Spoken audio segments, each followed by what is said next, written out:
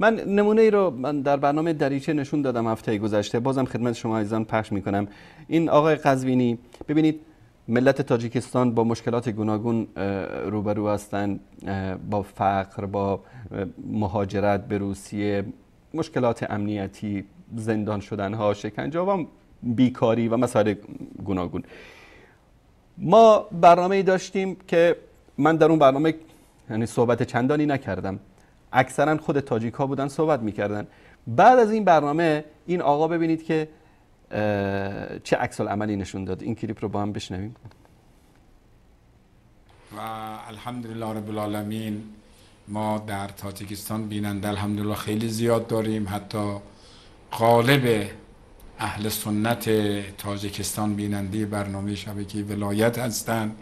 حتی دوستان ما همین پریشبین ها اومده بودن، یک نشستی هم داشتیم. بعضی از دوستان میگفتن اونجا در بعضی از شهرها برق نیست، شبها رفتن موتور برق گرفتن برای اینکه شبکه ولایت رو ببینن. این آخوند در لاف زدن و دروغ گفتن دیگه مثل و مانند نداره. حالا شما باور کنید این حرفا اینو.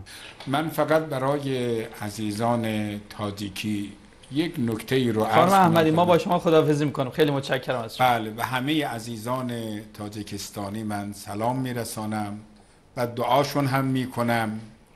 و چند تا نکته را من اینجا عرض کنم. قبلا ما مطرح کردیم، این رو یقین داشته باشید مردم عزیز تاجیک، شیعه، سنی، امروز وهابیت در تاجیکستان برای شما خواب خلاصه خطرناکی دیدن. وهابیت در تاجیکستان خواب خطرناکی دیدن. بیش از 35 مرکز کمیته امداد خمینی در تاجیکستان، بیش از 3-4 هزار دانشجوی تاجیک امروز دارن در دانشگاه مصطفی و حوزه علمی قم دارن درس شیعه‌گری میخونن تا اینها رو بفرستن به تاجیکستان و همون بلایی رو که سر سوریه و عراق آوردن سر تاجیکستان بیارن.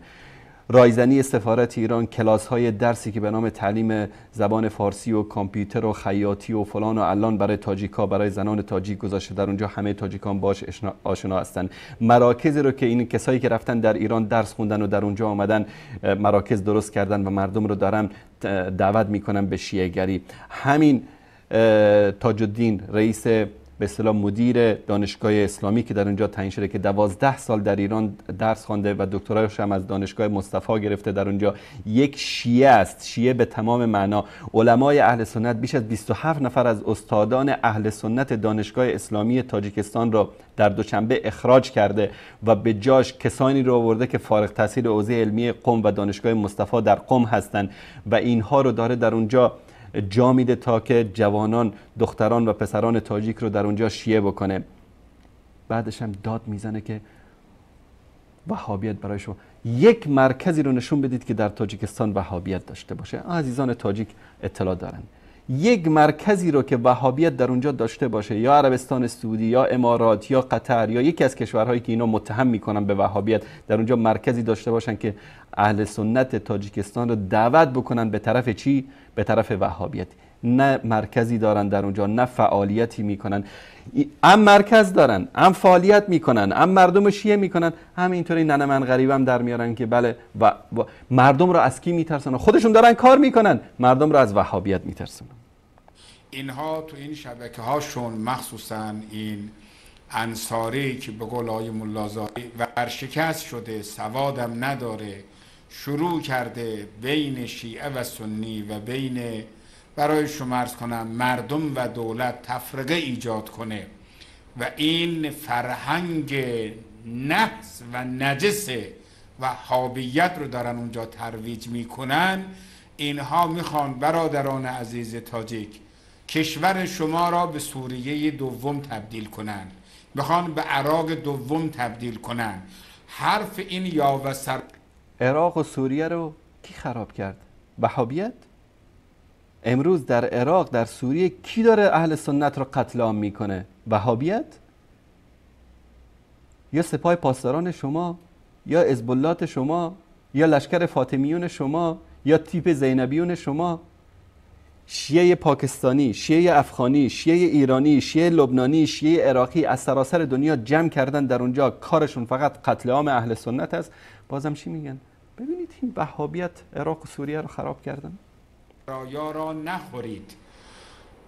همون عزیزان اهل سنتی که قبولشون دارید، چون مردم تاجیکستان همه حنفی هستن، حنفی ها اهل بیت رو دوست دارن، شیعیان اونجا که جای خود دارن، حرفهای مزخرفات و لاطائلات و چرندیات این شبکه های ماهواره‌ای شیطانی رو مثل وصال ناحق و غیره را نخورید و اینها دارن شما را به جان هم میندازن، بین شما و دولت میخوان فاصله بندازن، شما را علیه دولت تحریک کنن، به خیابانها بندازن، شما را علیه شیعیان، شیعیان را علیه سنی، سنی علیه شیعه، به بهانه توحید. کدام توحید؟ اون توحیدی که ما خودش نتونه. این خود یعنی جنایتی که امروز آل سعود و آل یهود در یمن انجام میدهند هزاران مرتبه وحشیتر از جنایات، برای شما عرض کنم، صهیونیست ها در فلسطین بوده. حتی اینا گفتن بابا اینا دیگه دست ما رو از پشت بستن. عزیزان تاجیکی این رو دقت کنید. اگر مشکلاتی هم شما با دولت دارید، حالا ما مبنای اینکه ورود به کارهای سیاسی کشورها را به هیچ وجه ما نداریم اصلا و ابدا، چه در داخل ایران چه خارج ایران. حالا این که پیامی هم که حضرت آیت الله رضا مکارم شیرازی دادن نسبت به رئیس جمهور محترم تاجیکستان امام علی رحمان یا امام علی رحمان اوف، که ایشون گفت این اوف را نگید برای ما، امام علی رحمان میگید به ما. علی ای حال مشکلاتی هم دارید، شما مشکلاتتون رو دوستان خودتون بنشینید با همدیگه حل کنید. من به همه عزیزان شیعه در تاجیکستان سلام ابلاغ میکنم، از همهشون خواهش میکنم، پیشانیشون رو میبوسم، احترام اهل سنت را بیش از آنچه که به شیعه احترام میگذارن احترام میگذارن. از عزیزان اهل سنت تاجیک هم تقاضا میکنم اگر من رو به عنوان یک برادر قبول دارن، دستشون رو میفشارم، پیشانشون رو میبوسم، نسبت به شیعه به عنوان یک برادر نگاه کنن، حرف این شبکه های وهابی را نخورند. خدایی نکرده اگر حرف اینها را، خلاصه فریب اینها را بخورید، همون جنایاتی که اینها در سوریه و عراق داشتن، همون خواب آشفته را برای شما دیدن. بله. خیلی متشکرم از توصیه و سفارش شما. بله، داره تهدید میکنه غیر مستقیم ملت تاجیکستان را. یعنی اگر موحد بشید، اگر یکتاپرست بشید، اگر که از شرکیات و خرافاتی که ما داریم دست بردارید یا حرف ما رو قبول نکنید، همان بلایی رو سرتون میاریم که سر مردم سوریه و عراق آوردیم. اصل حرفش اینه. بعد اونجا گفته بود که در لابلای سخناش که شما به حرف علمای تاجیکستان گوش بدید، اونا حنفی هستن و فلان هستن. بعدش هم یکی از علمای تاجیکستان، خدا خیرش بده، جواب این چرندیات قزوینی رو داده که من کلیپش اینجا پخش میکنم. بعضی قسمتاشو شاید یک کمی لازم باشه که من براتون به زبان ساده فارسی براتون ترجمه بکنم. با همین کلیپ رو میشنویم. السلام علیکم بابای داملا. ما یک گروه مخلصان شما از بچه های اولی دوشنبه روز پنجشنبه بیگاه جمعه در یک معرکه نشستگی بودیم. کسی پیامی فرستاده که میگه در روز پنجشنبه در یک دعوتی نشسته بودیم و در اونجا افراد زیادی بودن و سوالی رو میخواد مطرح بکنه خدمت این داملای بزرگوار. در دیسپیچر دو خانه پر از آدم جوان، دو خانه پر از آدم جوان به نام جمشید آرزو که فارغ تحصیل دانشگاهی قم ایران شدگی بود است. جوانی به اسم دو خانه، میگه اونجا دو خانه دو اتاق نفر بودن، جمعیت زیادی بود. جوانی به نام جمشید آرزو که فارغ التحصیل حوزه علمیه قم و شاگردان قزوینی است در اونجا حضور داشت. الان در دانشگاه جزیره کورسی چهارمی ترجمانی میخوانده است. سخن کرد در باب بی‌ستری گپ زد. او سبب بی‌ستری زنان و فاحشه شدن زنان در روی زمین عایشه صدیقه را می‌دانید. میگه این جوان، همین شاگرد قزوینی، حالا امینجان از لرستان گوش کن که کی تفرقه اندازی میکنه در بین مسلمان ها. 2 خانه نفر، همه اهل سنت، حنفی در تاجیکستان. این جوانی که در قم درس خونده از شاگردان قزوینی و مکارم شیرازی است، در اونجا میگه که سبب بی‌حجابی و فاحشه‌گری زنان تاجیک ام المؤمنین عایشه صدیقه است. او با دل پر، یعنی با گرانتش میگوید که عایشه دوزخی است، الان از پاش آویزان در جهنم است. میگه او با تاکید میگفت، همین جمشید آرزو، که علیاذ بالله عایشه جهنمی است و از پایش در جهنم آویزان است. این که در ولایت میان دروغ میگن اهل سنت، انفسنا، اخواننا، اینا همش تقیه و نفاق و دروغگویی است که امین جان تو هم میدونی که در مذهب شیعه همین تقیه و دروغگویی و نفاق است و این جزء 19 دین تقیه است، 9 دین تقیه است. اما واقعیتی که اینا انجام میدن، شاگردانی که تربیت میکنه، تاجیکانی رو که میبره در اونجا، این یک نمونه است. تنها از افغانستان 18,000 نفر در قم در حوزه علمیه و دانشگاه مصطفی دارن درس میخونن. 18,000 ملت افغانستان، 18,000 خوناشام جانی قاتل که با تشنه خون و مال و ناموس شما هستن، ایران داره میفرسته از حوزه علمیه قم. بیدار شوید.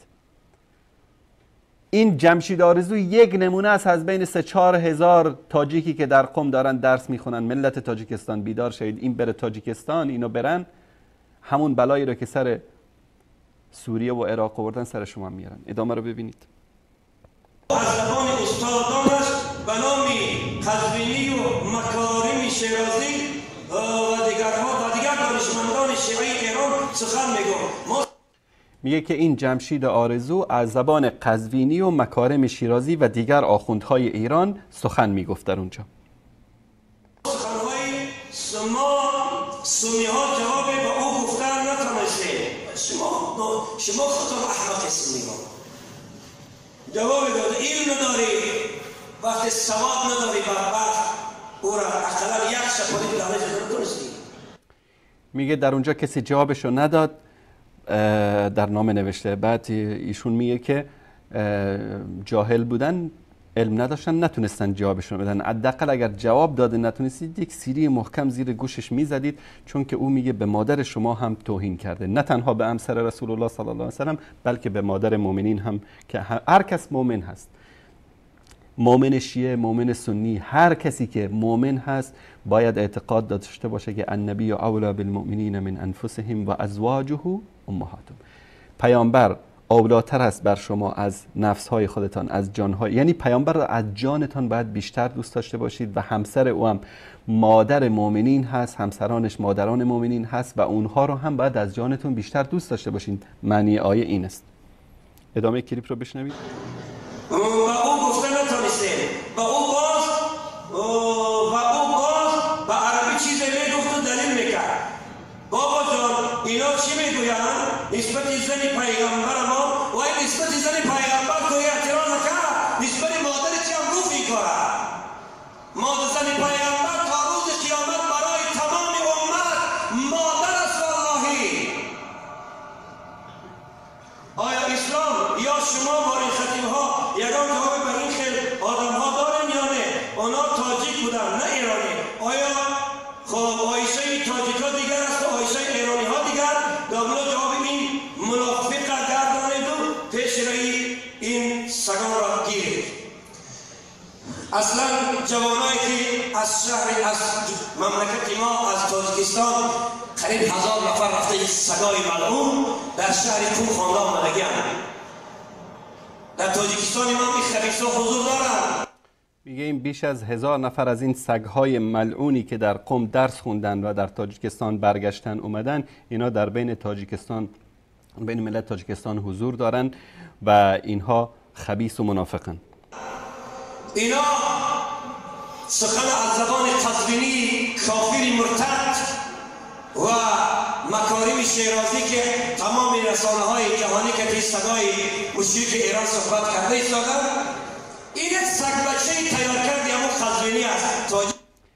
میگه که این یک بار دیگه این مطلب رو بشنوید. اینجا آیت الله قزوینی و آیت الله ناصر مکارم شیرازی رو ذکر میکنه. از زبان قزوینی کافر مرتد، از این حرفا رو میگه از زبان قزوینی کافر مرتد و مکارم شیرازی که تمام رسانه های جهانی که توی صدای مشرک ایران صحبت کرده ایستادن، که طریق رسانه ها طریق همین شبکه ولایت میگه صحبت میکنه با مردم دنیا. این سگ بچه تیار کردی همون قزوینی است. میگه اینایی که این حرفا رو میزنن سگ بچه های پیدا شده از همان قزوینی هستن. تاجیک احوال تاجیکی شد و جهانگیر میشه باقی. جمشید آرزو، پروردگار آرزوهای تو را باطل کند. پروردگار تو را در عوض عایشه از پاک بند کرده با همراهی قزوینی و مکارم شیرازی در جهنم مثل ابوالحق آویزان کند. میگه جمشید آرزو همین کسی جوانی رو که شیعه کردن، میگه تو و قزوینی و مکارم شیرازی رو در جهنم از پای شما آویزان بکنن در اونجا مانند ابولهب. خدا تو را جانی مرد کند ملعون.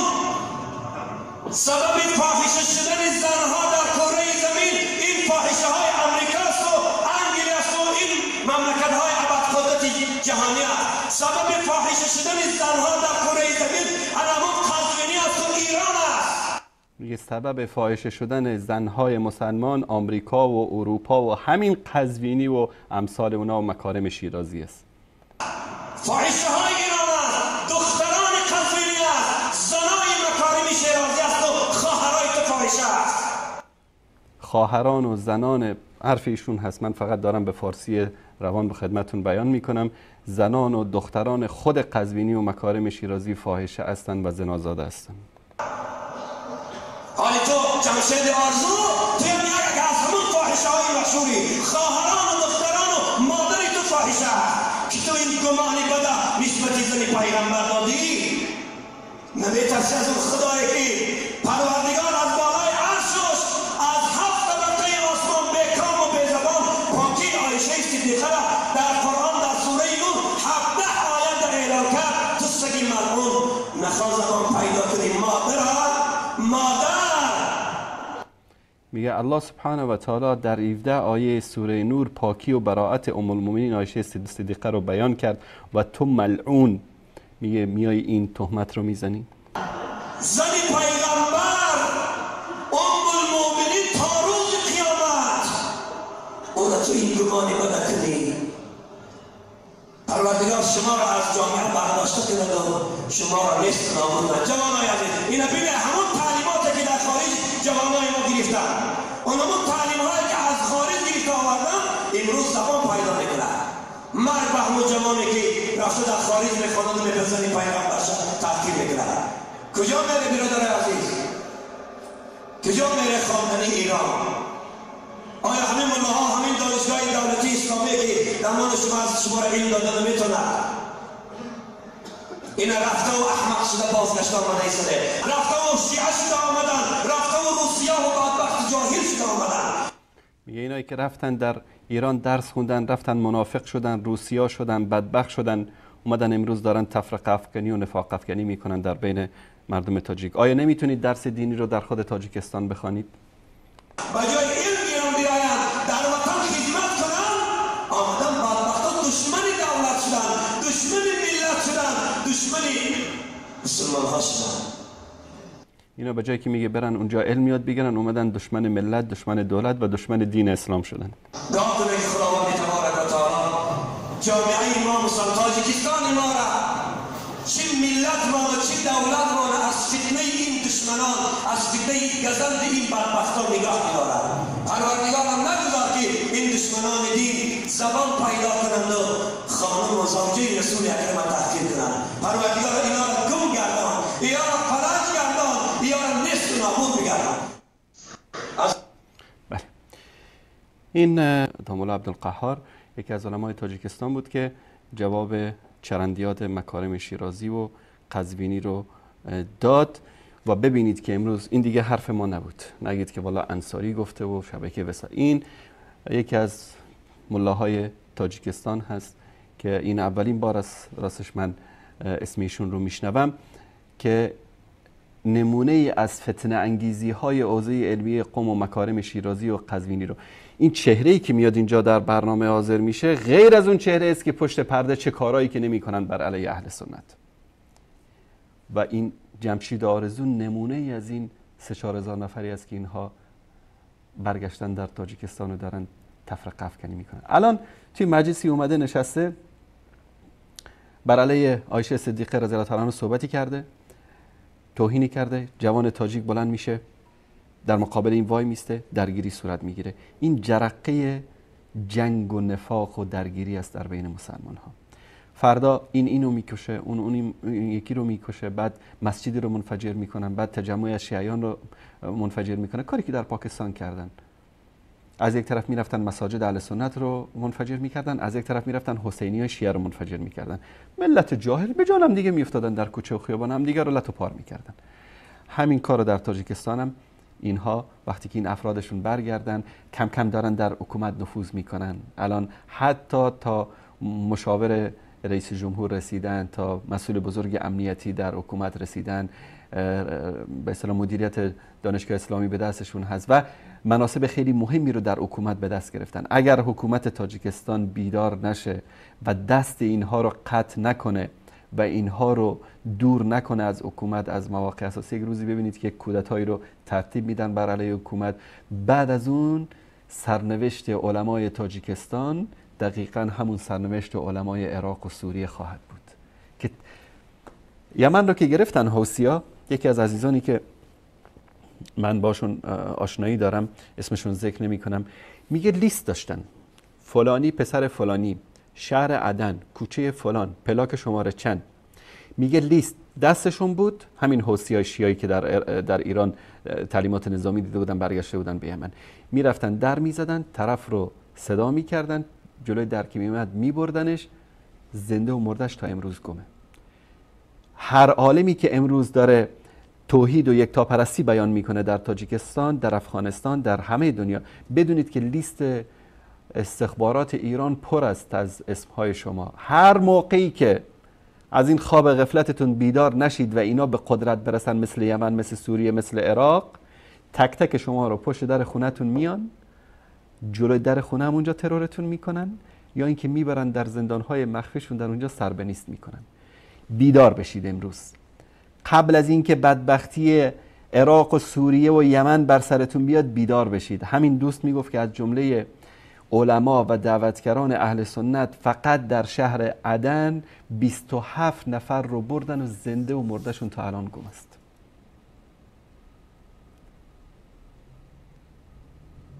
جمشید آرزو در تاجیکستان 1 نفره. عبدالله محقق و نمیدونم اون یکی که در روسیه داره فعالیت میکنه و یتیموف و این نمیدونم تاج الدین، اینا یک نفر هستن، اما اینا دارن یک گروهی تشکیل میدن، دارن یک سازمانی تشکیل میدن، زیرزمینی دارن کار میکنن. در ایران اینا تعلیمات نظامی میبینن، بعد که روزی که فرصت میسر شد براشون، بعد به هیچ تر و خشکی اینها رحم نمیکنن. ملت تاجیکستان بیدار باشید. قبل از اینکه بیش از 4000 جمشید آرزو بیاد و اعتقادات و دین و مذهب شما رو پایمال بکنن، نه به مالتون، نه به جانتون، نه به ناموستون، به هیچی رحم نمی کنن. اینکه توهین به ام المؤمنین عایشه صدیقه کرده، این از جمشید آرزو، این عقیده چیه در کتاباشون است. من قبلا هم نشون دادم که توهین هایی که اینها در کتاب هاشون نسبت به ام المؤمنین عایشه صدیقه رضی الله تعالی عنها میکنن، بیشتر از اون چیزی است که شما تصور داشته باشید. اینها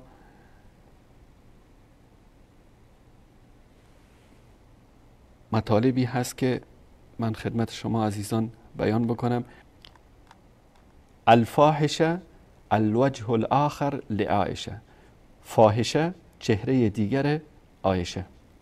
کتاب کامل در اثبات کفر و فاحشه بودن علیاذ بالله و مملو از توهین و اهانت که اینها چاپ کردن. تشکر میکنم.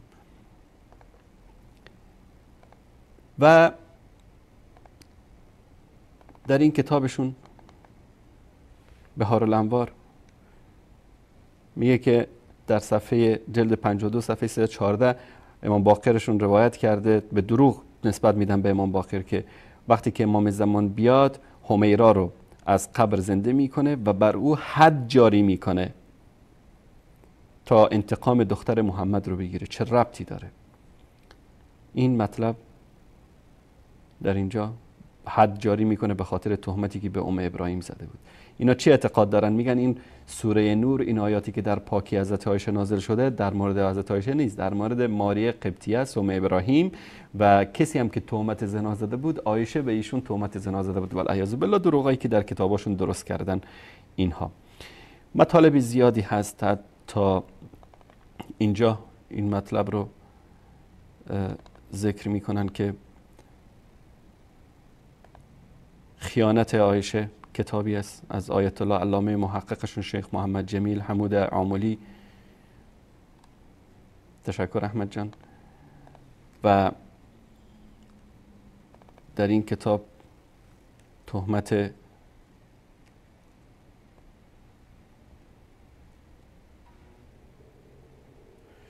اینجا میگه که الصراط المستقیم، که از علمای اینها شیخ زین الدینشون میگه که این در جلد 3 صفحه 665 میگه که وقتی خداوند در قرآن میگه اولئک مبرئون مما یقولون، در سوره نور وقتی میگه که این زنهایی که تهمت زده میشه به اونها، اما اشاره به ام المؤمنین عایشه صدیقه است، پاک هستن از اون تهمتی که به اونها زده شد. چی میگه؟ قلنا ذالک تنزیه للنبی عن الزنا. این میگه که اینجا پاکی پیامبر از زنا رو ثابت میکنه، لا لها، نه پاکی عایشه را، کما اجمع فی المفسرون، چنانچه همه مفسرین شیعه بر این اعتقاد هستند. تشکر میکنم.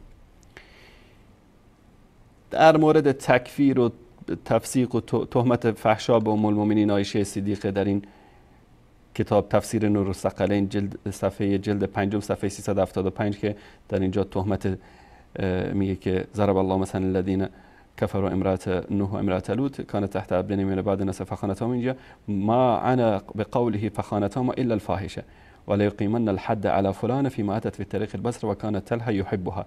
میگه که این خیانتی که در این آیه ذکر شده، خیانت منظور از اینجا فاحشه هست و امام زمان که بیاد از قبر بیرون میکنه حضرت عایشه رو، حد رو بر او جاری میکنه و تهمتی که نسبت به ایشون میزنه که علیه بالله ایشون ارتباطی داشته با طلحه ابن عبیدالله رضی الله تعالی عنهما. و در این در کتاب کافیشون، در تفسیر البرهانشون، در کتاب صراط المستقیم، در مثلا اینجا اگر این صدا داشته باشه احمد جان نشون بده.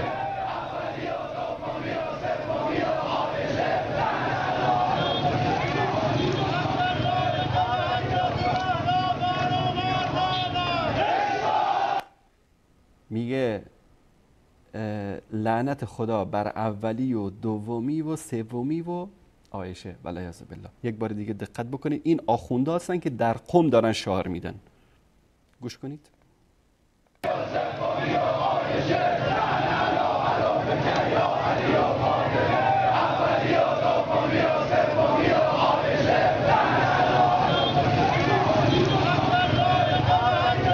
بله، این نمونه ای از لعن و نفرین های آخوندها در تظاهرات هایشون که این گونه توهین ها و اهانت ها رو انجام میدن به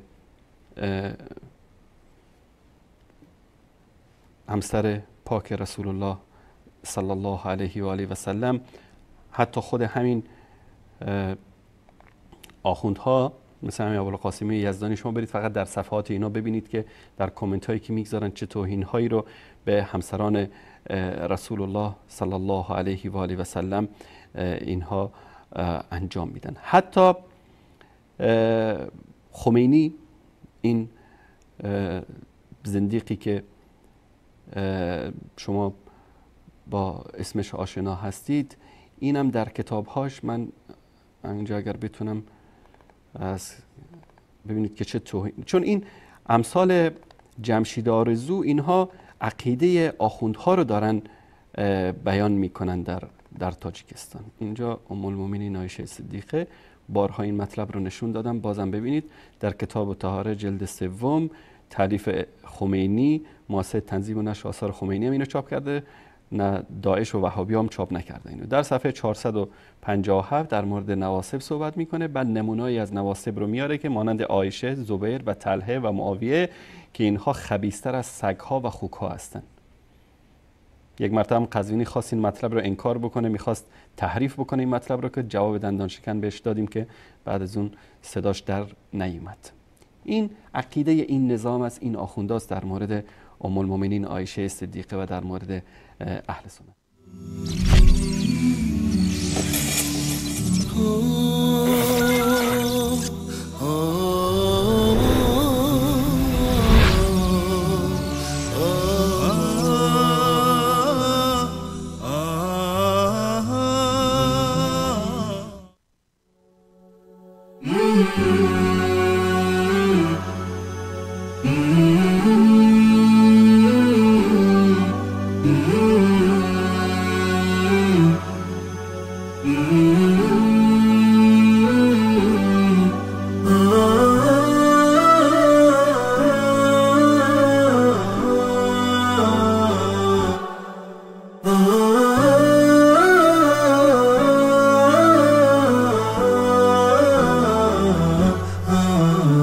نداء الحق صوت قد شجاني وبلغني الحقيقة والأماني وكان لي السبيل إلى المعالي ونورا للهداية والبيان.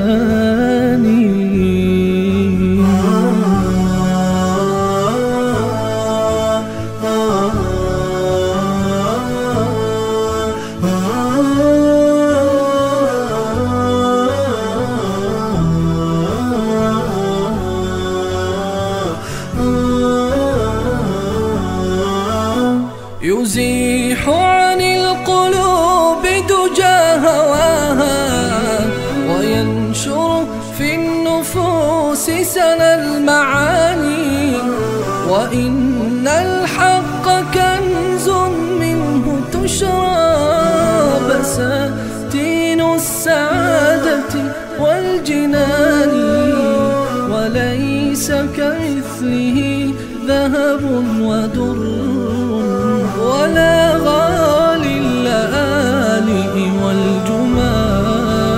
نداء الحق صوت قد شجاني وبلغني الحقيقة والأماني وكان لي السبيل إلى المعالي ونورا للهداية والبيان.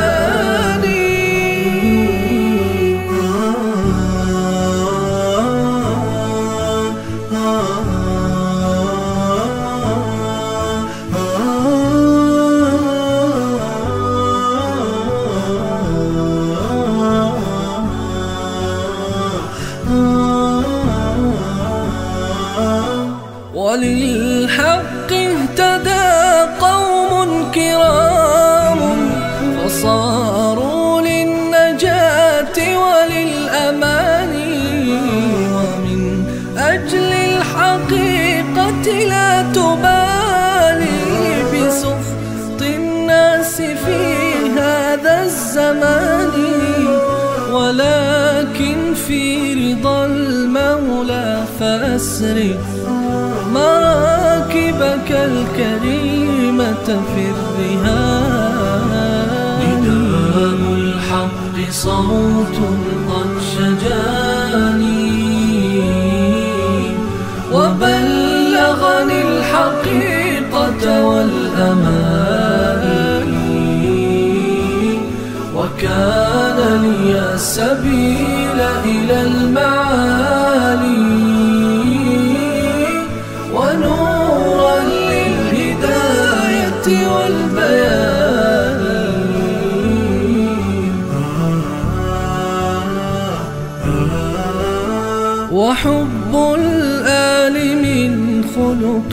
وديني، وهم والصحب في أفق المكان، سموا في الخير والتقوى فكانوا منارات الهداية للعيان، نواليهم ونقبس من هداهم ضياء في مشارعنا الحسان.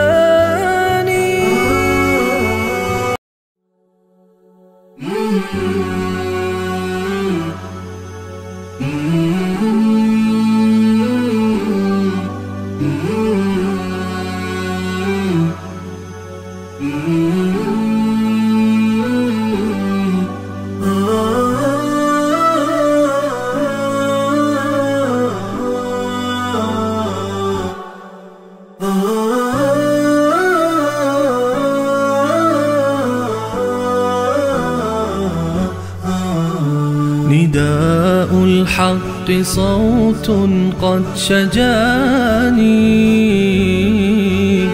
وبلغني الحقيقة والأماني، وكان لي السبيل إلى المعالي، ونورا للهداية والبيان.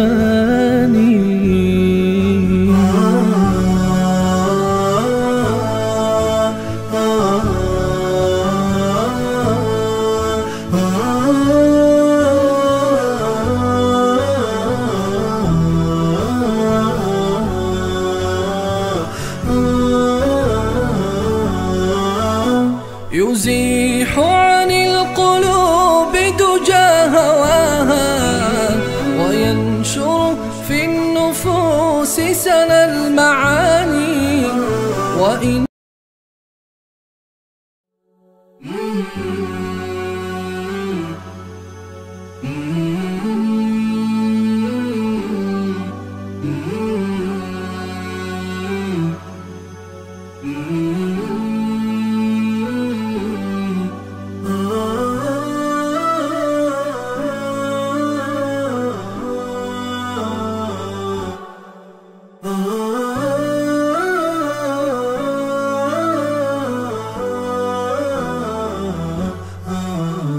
نداء الحق صوت قد شجاني،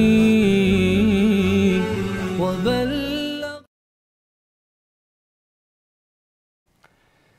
بسم الله الرحمن الرحيم. الحمد لله رب العالمين، والصلاة والسلام على سيد الأنبياء والمرسلين سیدنا و حبیبنا محمد و علی آله و صحبه اجمعین. بینندگان عزیز و گرامی، السلام علیکم و رحمت الله و برکاته. در خدمت شما عزیزان و بزرگواران هستیم با قسمت دیگری از این برنامه شما عزیزان، تماس مستقیم. قبل از اینکه من برنامه رو شروع بکنم، تماس‌های دوستان آغاز شده بود و قبل از اینکه بعضی از موضوعاتی که من میخواستم در موردش صحبت کنم، سوالاتی که عزیزان فرستاده بودن، تماسی رو میگیریم که بیننده عزیز بارها زنگ زدن. سلام علیکم، بفرمایید. سلام علیکم. علیکم السلام و رحمت الله و برکاته. بفرمایید برادر عزیز. جناب استاد بزرگوار خوب هستین؟ چشم خوب است. سلامت باشید، زنده باشید. بفرمایید.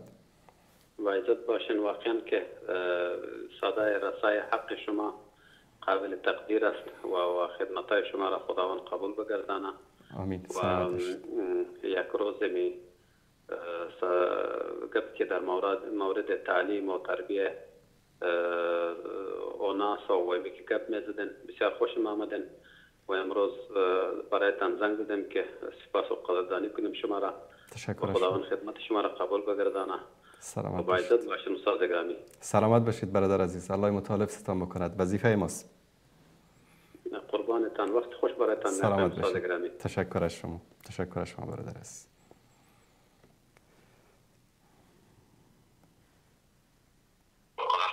بیننده عزیز سلام علیکم، بفرمایید.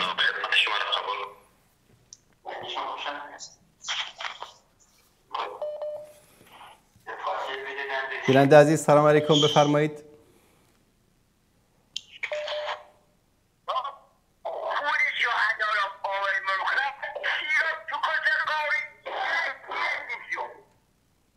چه خبره باز در طویله ولایت باز شده. چه خبره؟ هر چقدر دوست داری داد بزن، فوش بده، هر چقدر که دوست داری، صدات کسی نمیشنوه. دوستان عزیز، این نمونه ای از ادب کسانی است که مدعی پیروی از اهل بیت رسول الله صلی الله علیه و آله و سلم هستند. والله اهل بیت رسول الله از شما و امثالتون، از اخلاقتون، از عقیدتون بیزارند.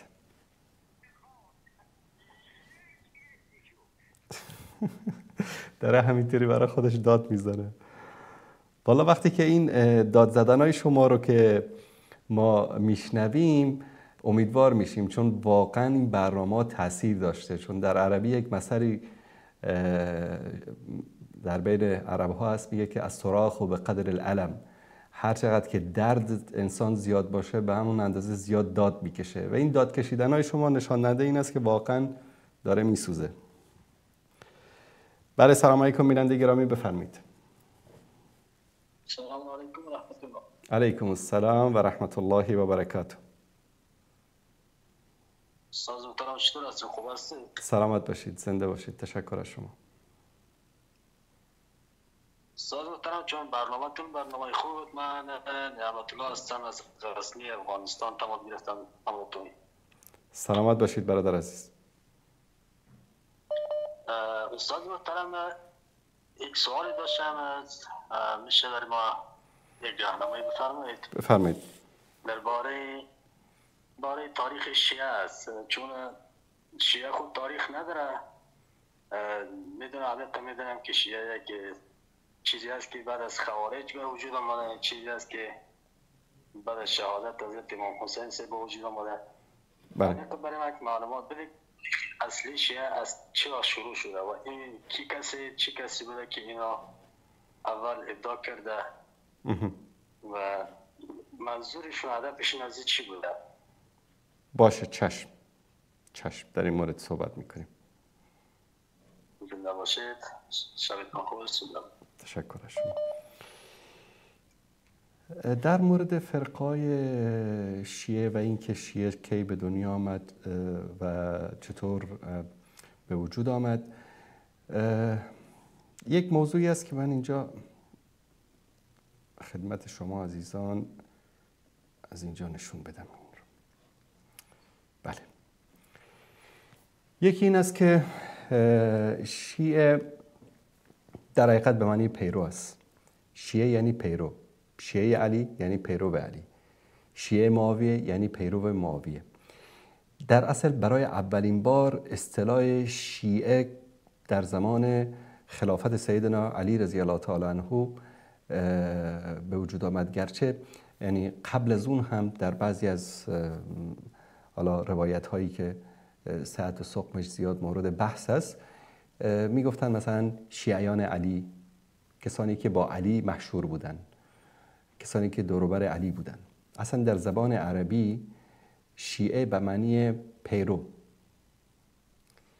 و شیعه فرعون یعنی پیروان فرعون. در قرآن کریم در یک مورد خیلی واضح ذکر میکنه الله سبحانه و تعالی که کسانی که دین خودشون رو، من این رو آیه رو برای شما عزیزان اینجا بیارم نشونتون بدم که واضح بشه که الله سبحانه و تعالی شیعه رو اینطوری ذکر میکنه.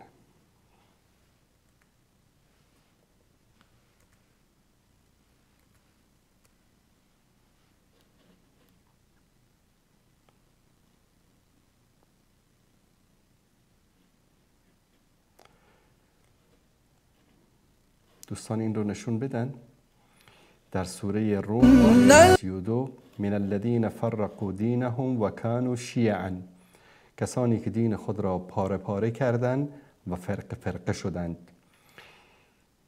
کل حزب بما لدیهم فرحون، هر گروهی به آنچه در نزد خود داشتند، با آن باورهایی که داشتند چی بودند؟ خوشحال بودند.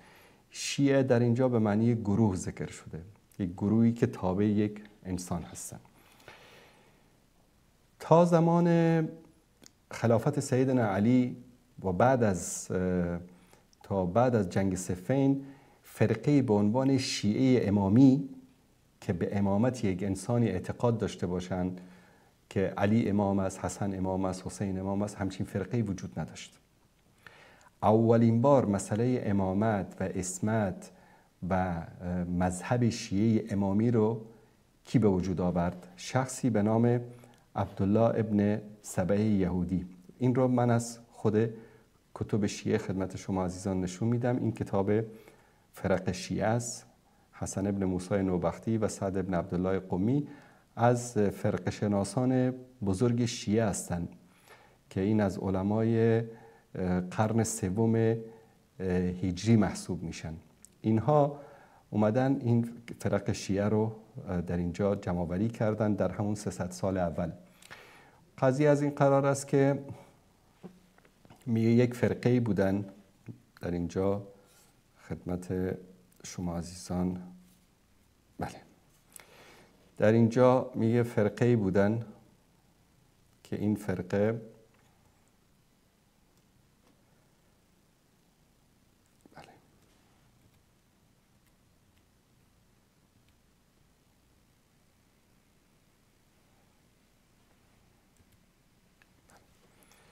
اینجا دوستان عزیز این رو من کمی بزرگش بکنم که واضح ببینید. میگه که فرقه 54 در این کتاب که ذکر میشه میگه فرقه بود که میگفتن ان علی لم یقتل و لم یموت، علی نمرده و کشته نشده، ولا یموت حتی یسوق العرب بعصا و یملا الارض عدلا و قسطا. علی ادعا کردن که علی مهدی است، نمیمیره و برمیگرده دوباره. فهي أول فرقة قالت في الإسلام بالوقف بعد النبي صلى الله عليه وسلم في هذه الأمة. اولین فرقه بود که بعد از قائل به این شدن که بعد از پیامبر کسی باید امام باشه. و اول من قال منها بالغلو، و که اولین فرقه بودن که در این زمینه غلو کردن. و هذه الفرقه تسمى سبعیه، این فرقه سبعی محسوب میشن اسمشون. اصحاب عبدالله ابن سبع، یاران عبدالله ابن سبع. و کان اظهر الطعن على ابی بکر و عمر و عثمان. این شخص کسی بود که طعن بر ابوبکر و عمر و عثمان رو چی کرد؟ ظاهر کرد. و صحابه و دیگر صحابه و تبرع منهم، و از آنها اعلان براءت کرد، کاری که امروز شیعیان میکنن. و قال ان علی علیه السلام امره بذلک، میگفت که علی امرش کرده به این چیز. خلاصه بعد از این حضرت علی این رو دستگیر میکنه و بعد از اون واسطه میشن بعضی شیعیان و خلاصه این رو چیکار میکنه؟ تبعید میکنه به مدائن. و حکی جماعت من اهل العلم، تعدادی از اهل علم از شیعه ادعا کردن که از اصحاب علی علیه السلام ان عبدالله ابن سبا کان یهودیاً، عبدالله ابن سبا یهودی بود. فاسلم و وال علی، مسلمان شد و اعلان ولایت حضرت علی را کرد. و کان یقول و هو علی یهودیته فی یوشع ابن نون بعد موسی علیه السلام بعد المقاله. او وقتی که یهودی بود میگفت که بعد از موسی علیه السلام یوشع ابن نون امام است. فقال فی اسلامی بعد وفات نبی صلی الله علیه وسلم فی علی علیه السلام به مثل ذلك. و ادعا کرد که بعد از در اسلام هم بعد از وفات پیامبر صلی الله علیه وسلم علی امام است. و او اول من شهد القول بفرض الامامه علی علیه السلام، اولین کسی بود که ادعا کرد که امامت علی فرض است. و اظهر البراءه من اعدائه، به اعلان براءت کرد از کی؟ از دشمنان علی. صفحه بعد. و کاشف مخالفی و اکفرهم، و مخالفین علی را چیکار کرد؟ تکفیر کرد.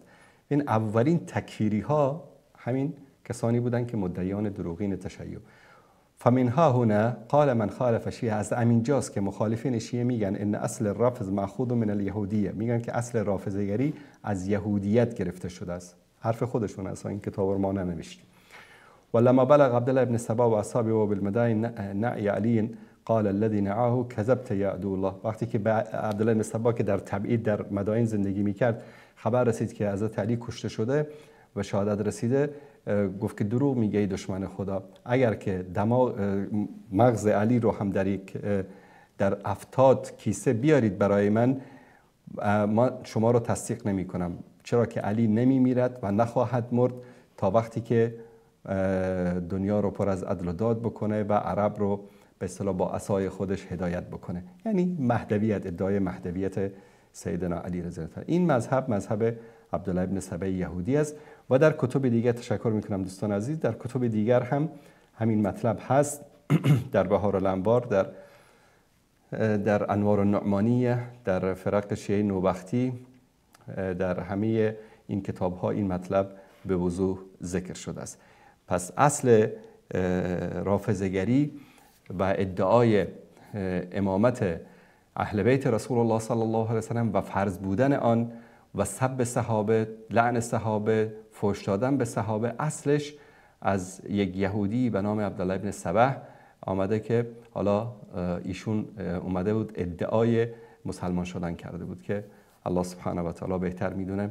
به هر صورت این از کتاب‌های خودشون است، یعنی بعد نه ما رو متهم نکنن که ما چیزی رو میگیم از دل خودمون، نه، آنچه که در کتاب‌های خودتون آمده اون مطلب رو خدمت شما عزیزان ذکر کردم.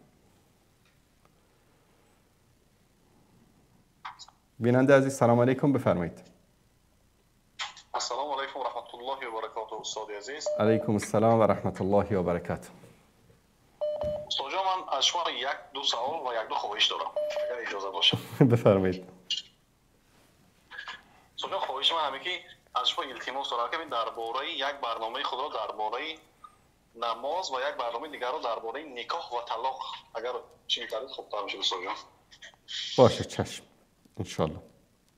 ما بسیار نمازها رو در کدام وقت چه خیلی خواندن نکار یا نمازهایی که در سفر چه خیلی خواندن نکار بسیار مشکلات داریم استاد جان. باشه انشالله. من در این فکر هستم که انشالله یک برنامه مثل برنامه‌ای که با جناب مولانا عبدالقدوس دهقان داشتیم، یک برنامه فتوا ولو هفته یک بار داشته باشیم که در این برنامه فقط به سوالات شرعی شما عزیزان انشالله پاسخ داده بشه. درباره همین استاد جان طلاق و نکاح بسیار استاد در بین جوان‌ها زنا و این کارها بسیار در اوجش است. درست. انشالله در این مورد فکر خواهیم کرد. همین که مثلا بعضی جوان‌ها مثلا مردها زن میگیرن، همسر خود انتخاب میکنن، 3 ماه 4 ماه اوله داری میکنن، با میبرن مثلا به فدراسیون روسیه و دیگر دولت‌ها برای مهاجرت مهنتی اون زن رو گرفتن و خانه خودشان مونده آمدن. خدای ناکرده استاد اون زن اگر بیگان راهی خطا رود یا راهی بد رود و ایرا تمام بدنام کرده، دشنام رو در اینترنت ها در همه جا آوازه کرده، بعد طلاقش میکنن. درست. متاسفانه استاد جان این عیب خودشان میبینن. استاد جان مردها در همین دولت های روسی و دیگر خودشان استاد جان او زمیلا زنا کرده میگردن. الله المستعان. در فکر به نفسی اون زن خود به نفسی زنی خود چی نمیکنه استاد جان. درست. یک سوال استاد. باشه در این مورد صحبت میکنم. استاد جان از همین گذشتگان خود با وکلان و پدرکلان های خود کتاب های قرآن و کتاب های بسیار دینی داریم استاد. درست. کتاب ها بسیار فرسوده شدند و بسیار ورق‌هایش دریدگی هستند یا کتاب های کوهنشتگی، اما رو ما چیکار کنیم؟ باشه در این مورد صحبت میکنم. هزار رحمت استاد جان، در حق ما دعا کنید. سلامت باشید. علیکم السلام و رحمت الله و برکاته. الله متعال فرستن. در مورد سوال اولتان، الله سبحانه و تعالی در قرآن کریم در سوره نساء آیه 129 میفرماید که فلا تمیل کل المیل فتذروها کالمعلقه. میگه البته این آیه در اصل برای کسانی است که مثلا 1 2 تا 3 تا 4 تا همسر دارن. میگه یکی از اینها را چنان رها نکنید مانند یک کسی رو که شما همینطوری رهاش میکنید، نه با او هم بستر میشید، نه به او نفقه میدید، نه به او توجهی میکنید، فقط فکرتون، حواستون، زندگیتون مثلا با یکی است. این گناه است، این گناه کبیره است. الله سبحانه و تعالی به ما امر میکنه که امساکم بالمعروف او تصریح باحسان، یا مثل به زبان عامیانه به شما بگم، یا مثل آدم زندگی بکنید یا مثل آدم رها بکنید. طلاق رو برای چه قرار داده الله سبحانه و تعالی؟ وقتی که با کسی زندگی نمیتونید بکنید، مشکلی داره، شما مشکلی دارید، طلاقش بدید، بگذارید بره زندگیشو بکنه، بره دیگه ازدواج بکنه. و این حق یک زن است. وقتی که شما نمیخواید باش زندگی بکنید، طلاقش بدید، رهاش بکنید. الا این که مثلا به یک توافقی باش برسید، به این شکل که بگید که خب من نفقه تو رو میدم، خرج و مصرف تو رو میدم، نیازهایی که داری برآورده میکنم، بیشتر از این چیزی از من نخواه. آره اگر به توافق رسیدید دو طرف، چون این یک زندگی مشترک است، میتونید با هم زندگی بکنید. بعضی از زنها به خاطر فرزندانشون، به خاطر استمرار زندگیشون به همین راضی میشن. البته نباید که در اینجا جبر و مجبوری وجود داشته باشد. الله سبحانه و تعالی در قرآن کریم امر میکند که وعاشروهن بالمعروف، با آنها رفتار نیک و شایسته بکنید. و این رفتار نیک و شایسته این است که همه آن حقوق و واجباتی رو که یک زن برگردن شما داره، اون رو باید برآورده بکنید. من قبلا هم در این مورد صحبت کردم. متاسفانه یک عادت زشتی وجود دارد، خاصا در بین عزیزان تاجیک، که طرف خودش در روسیه است، در مهاجرت، به خاطر کار، به خاطر زندگی رفته در روسیه زندگی میکنه. بعد یک پدر و مادری داره مثلا در تاجیکستان، میاد اینجا با یک دختری که اکثراً به خواست پدر و مادر انتخاب میشه. مادرش دختری رو انتخاب میکنه، بعد بچه‌ش رو زنگ میزنه، میگه که بیا یک دختری رو انتخاب کردم باهاش ازدواج کن. اون طرف هم از اونجا بلند میشه میاد، چون یک نوع عادتی است که فکر میکنن که در هر چیزی که پدر و مادر گفت شما باید از او اطاعت بکنید. در اسلام اینطوری نیست برادر عزیز، که شما اگر پدر و مادرت گفت که با این دختر ازدواج بکن، شما بدون چون چرا باید ازدواج بکنید. این زندگی شماست، شما پاسخگوی این زندگی هستید. فردا روز قیامت اگر الله متعال در مورد حقوق اون زن، در مورد کوتاهی‌های شما از شما بپرسد، شما نمیتوانید اینجا بگید که والله پدر و مادرم انتخاب کرده بود. الله متعال میگه من به تو عقل داده بودم، شعور داده بودم، اختیار داده بودم، تو از عقل و شعور و اختیار خود استفاده نکردی. حالا اینجا میگه گناه رو میندازی به گردن پدر و مادرت. بعد از اون میان با اون ازدواج میکنن، 3 ماه، 2 ماه، 1 ماه، بعضی 1 هفته، 2 هفته در تاجیکستان هستن. با این دختر همبستر میشه تا وقتی که او رو حامله بکنه. متاسفانه وقتی که حامله شد که انه مردانگی خودش رو ثابت کرده که بله من تونستم این دختر رو حامله بکنم. بعد این دختر به عنوان یک کنیز، کسی که باید خدمت پدر و مادر این شخص رو بکنه، در خانه اونها زندگی میکنه. رو حیات جارو بکن، غذا بپز، لباس بشور. خلاصه 1 سال، 2 سال، 3 سال، 10 سال این دختر جوان در این خانه هست و داره چیکار میکنه؟ خدمت میکنه به پدر و مادر این. و این جوان در همه نه، بعضیاشون در روسیه رفته، یک زن تاتار گرفته، یک زن روس گرفته، یک زن هزار جای دیگه گرفته در اونجا. اگر دیندار باشه خب به عقد نکاح رسمی و مسلمانی میگیره، و اگر نباشه که دیگه دنبال فحشا و زنا هست. و اون دختر بیچاره در تاجیکستان در اونجا داره زندگی میکنه. نفقه نمیده، چون حق یک زن هست که تو مستقیم برای او ماهانه خرج و مصارف خوراک و لباس و پوشاک و مسکنش رو باید بفرستی. پولو میفرستن به کی؟ به پدر و مادرشون. به اونا هر چقدر که دوست داشتن به اون دختر بیچاره میدن. اگر دختر دیندار بود و مسلمان بود و خدا ترس بود، صبر میکنه، اون زندگی میگه زندگی از قسمت و نصیب زندگی میکنه. و اگر دیندار نبود و ولو که دیندارم باشه، شهوت داره، نیاز جنسی داره، همونطوری که یک مرد نیاز جنسی داره، یک زنم نیاز جنسی داره.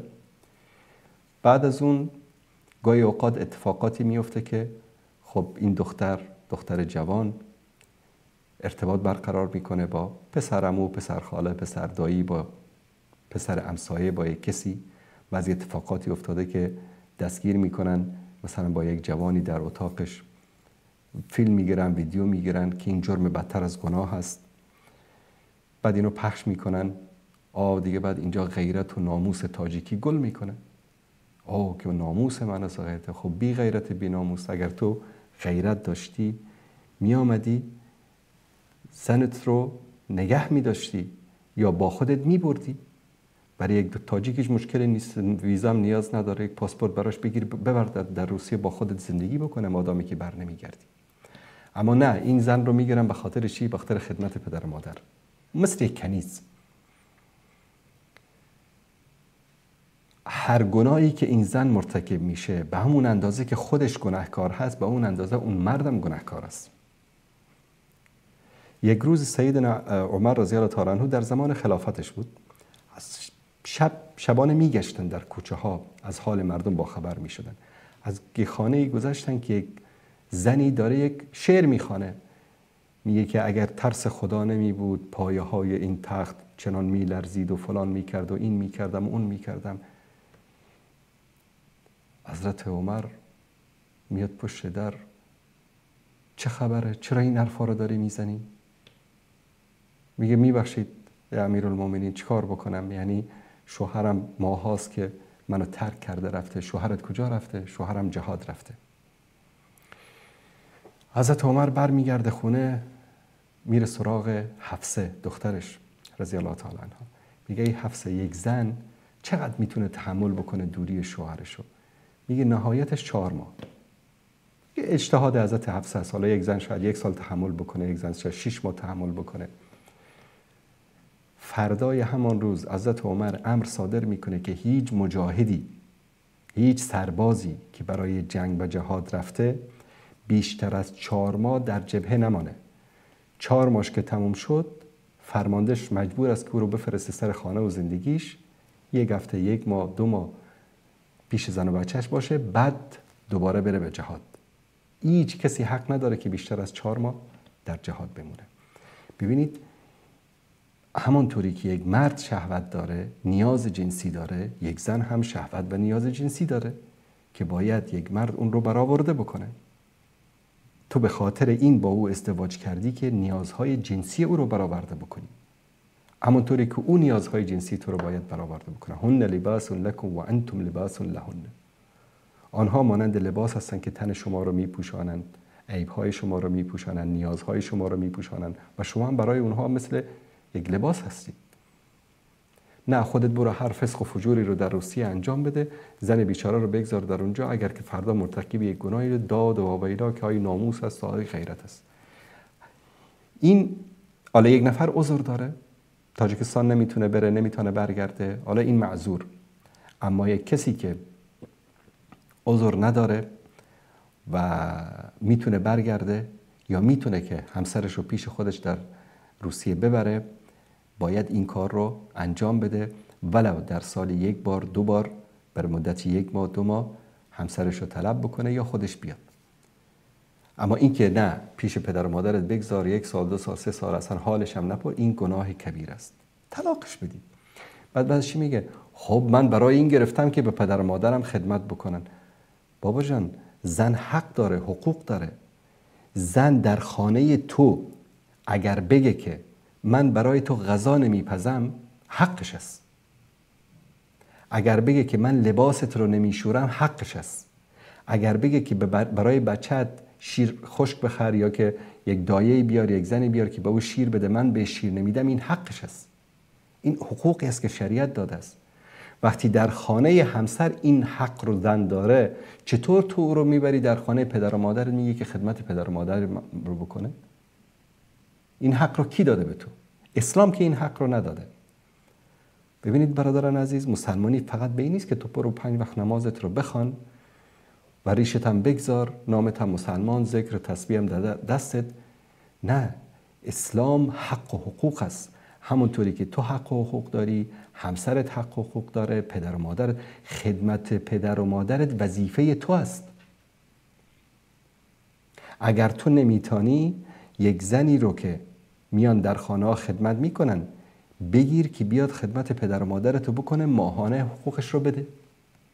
نه، این نیست که تو زنت رو مجبور بکنی که بره خدمت پدر و مادرت بکنه. اگر از پیش خودش بره احسان بکنه، نیکی بکنه، برای اجر و پاداش این کار رو انجام بده، نورون علی نور. اما تو نباید او رو مجبور بکنی. کسانی که همسرانشون رو مجبور میکنن به این گناه کبیر است، این حقش رو شما دارید ضایع میکنید و فردا پیش الله سبحانه و تعالی پاسخگو هستید. این که میرن زنا میکنن و این که دیگه یک جرم، یک گناه نابخشودنی است. در این مورد باید خیلی عزیزان متوجه باشند. در مورد کتاب‌های دینی و قرآن کریم که فرسوده باشن، کهنه باشن، قابل خواندن نباشن، اولا اگر قابل خواندن و نگهداری هست، هر کس یک دولابی، الماری، کمدی در خانه خودش داشته باشه، در اونجا این کتاب‌ها رو بگذارید، ولو در یک قفسه مخصوصی بگذارید. بعد از این کتاب‌ها هر چه قدیمی تر بشه ارزش بالاتر میشه. بعضی هستن این نسخه رو با قیمت بسیار بالایی میخرن، اما چنان فرسوده است که دیگه نه قابل استفاده است و نه قابل خواندن است.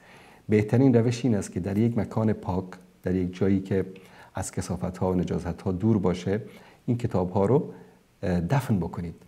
چون به مرور زمان با رطوبت و با آب و باران و اینا فرسوده میشه، کلا تبدیل به خاک میشه، میره، اثری ازش نمیمونه. اگر این چیز امکان نداشت، در داخل یک، البته وقتی که کاملا فرسوده باشه که دیگه اصلا نشه از اون استفاده کرد، اینها رو در داخل یک ظرفی قرار بدید و بسوزانید که زیر دست و پا نشه. بعضیا چیکار میکنن؟ مثلا در ایران من بارها دیدم، در تهران خاصا در بعضی از مناطق، زمانی که در بعضی مناطق جوهای آب روان بود، میدیدی که مثلا صفحات قرآن، کتاب‌های دینی داخل جوی آب به همراه آشغال مینداختن، تو آشغال مینداختن در جو.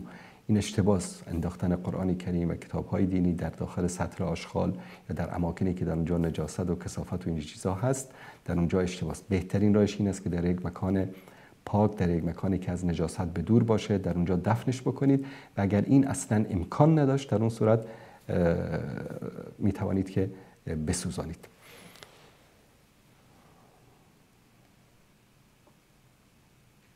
دوست عزیز سلام علیکم. آقای منیب بفرمایید.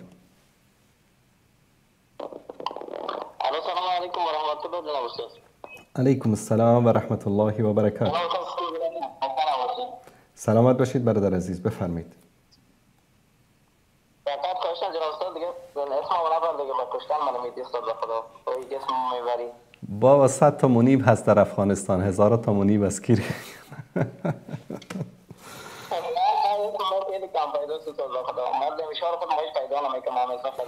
والله میاری در تلفن من 3-4 تا منیب ثبت است. بفرمایید برادر عزیز. بس جناب استاد، ما هفته قبل با شما تماس داشتم و در مورد موضوعات شریک کرده بودم و نظر شما رو گرفتم. درست است جناب استاد؟ بله درست. ما این ویدیو رو ریکورد کردم و چندین بار رو پیش خودم دیدم استاد بزرگوار. درست. بالاخره ما به نتیجه نرسیدم که آیا حکومت طالبان، یک موضوع شما گفتیم که حکومت مردمی نبود، آیا این نظر تا مردمیه و این که ما به این نتیجه نرسیدیم که آیا طالب واقعا جهاد کرد، واقعا با امریکایی و متحده شهر کرد، جایی که مردم غیر را کشت استاد بزرگوار. ما به این نتیجه واقعا نرسیدم. استاد امیر یکم روشنی بندازم. شما در سال 2001 چند ساله بودید؟ ماشاءالله. یعنی سنتان هم گفتید دیگه، آدرس دقیق دادیم. به هر صورت برادر عزیز ببینید، نترسید، لن یصیبنا الا ما کتب الله لنا.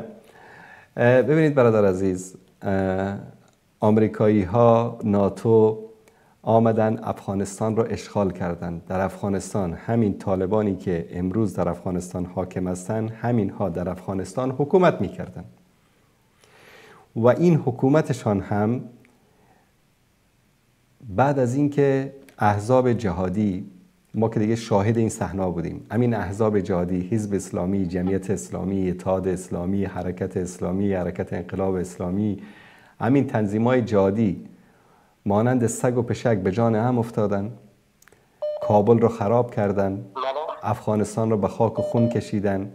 در یک شهر کابل 30-40 تا حکومت وجود داشت. هر منطقه یک حکومت بود. دوستم برای خودش یک حکومت داشت، مسعود برای خودش یک حکومت داشت. حتی در بین جمعیت اسلامی پارت ربانی برای خودش یک حکومت داشت، پارت مسعود برای خودش یک حکومت داشت، حکمتیار برای خودش یک حکومت داشت، سیاف برای خودش یک حکومت داشت. چه قتل عام ها، چه کشتارها، چه خرابکاری هایی که اینها نکردن. بله. بعد از اون طالبا از قندهار شروع کردن. ملا عمر الله متعال رحمتش بکنه یک عالم دین بود، یک مدرسه ای داشت، در مقابل فحشا و منکراتی که در قندهار بود قیام کرد. مردم چون به تنگ آمده بودن از دست مجاهدین، هر جایی که طالبا می رسیدن مردم محل به اینا کمک می کردن. مردم می خواستن از دست ظلم و ستم مجاهدین خلاص شوند، تا اینکه این طالبا رسیدن به کابل.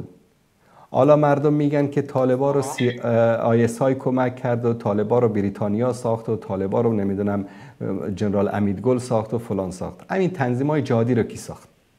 همین حزب اسلامی و جمعیت اسلامی و اتحاد اسلامی رو مگر همینا رو ISI پاکستان نساخت؟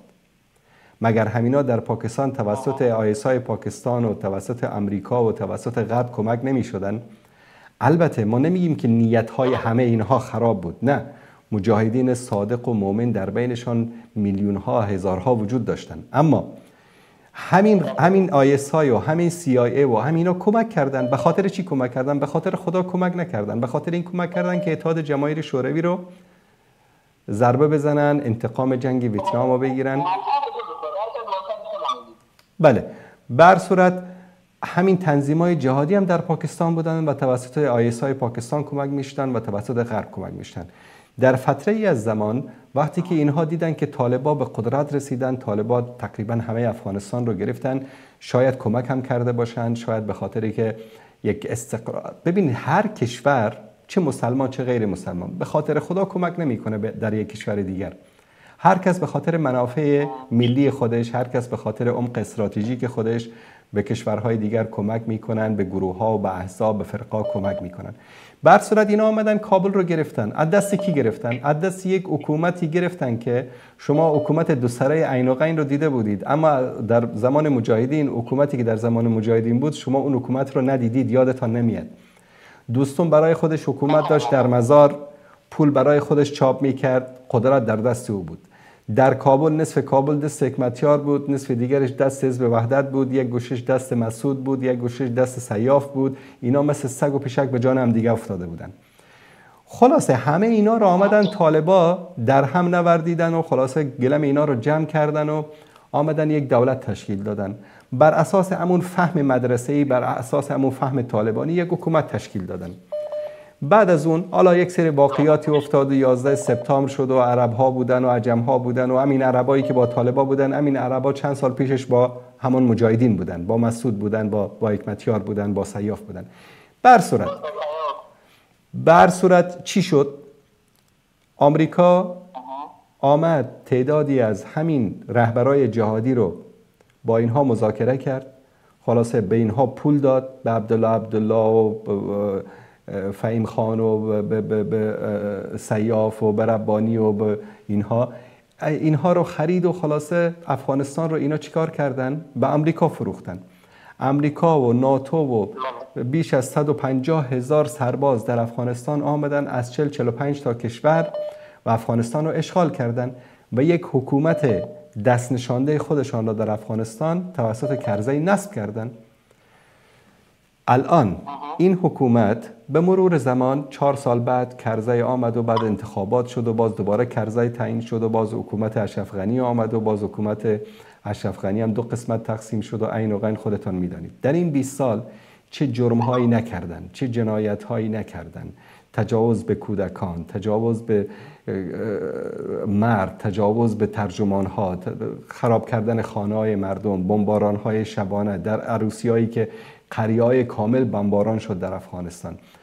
در شروع هیچ جنگ و مقاومتی در مقابل اینها نبود، اما ظلم و جنایتی که ناتو و آمریکا در افغانستان کرد، شما صحنه‌هایی رو که من قبلا هم پخش کردم، نمیدانم دیدید یا نه، نیمه‌های شب به خانه‌های مردم داخل می‌شدن، زن‌های مردم رو دست‌درازی می‌کردن. همین سبب شد که مردم یک بار دیگر در مقابل آمریکا و در مقابل حکومت دست نشانده آمریکا چیکار کنن؟ دست به سلاح ببرن.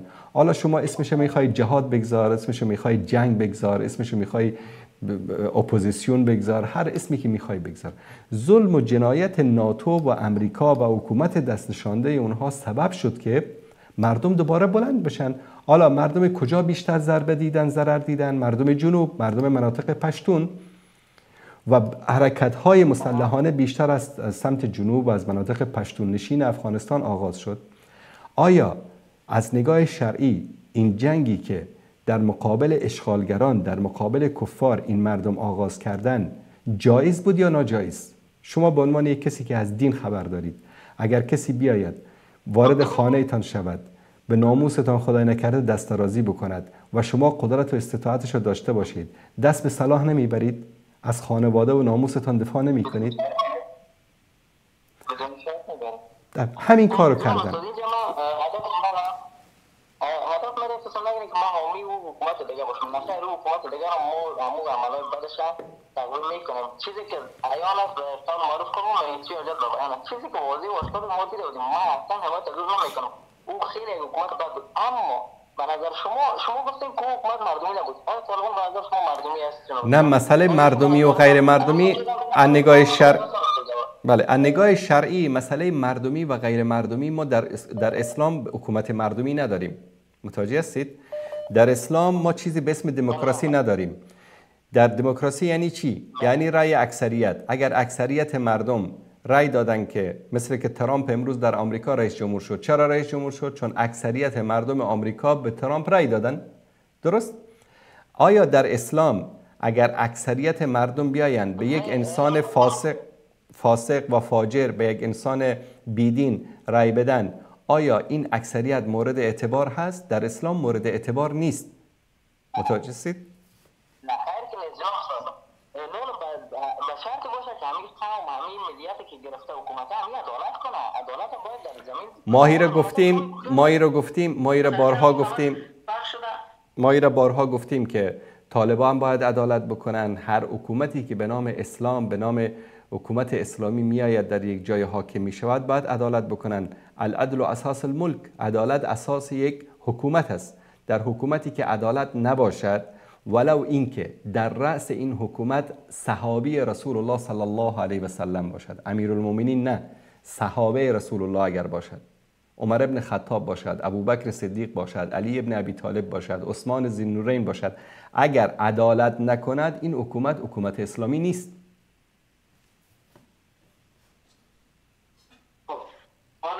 طالبای جنگشان کجا شد و این عدالت نکردنشان چی شد؟ چون افتاد اون جنگ خود جهاد گرفتیم، فرض کنیم درست قیام کردن. حالا فعلا حکومت بسیار خطا کردن، این باز چی شد دیگه؟ مثلا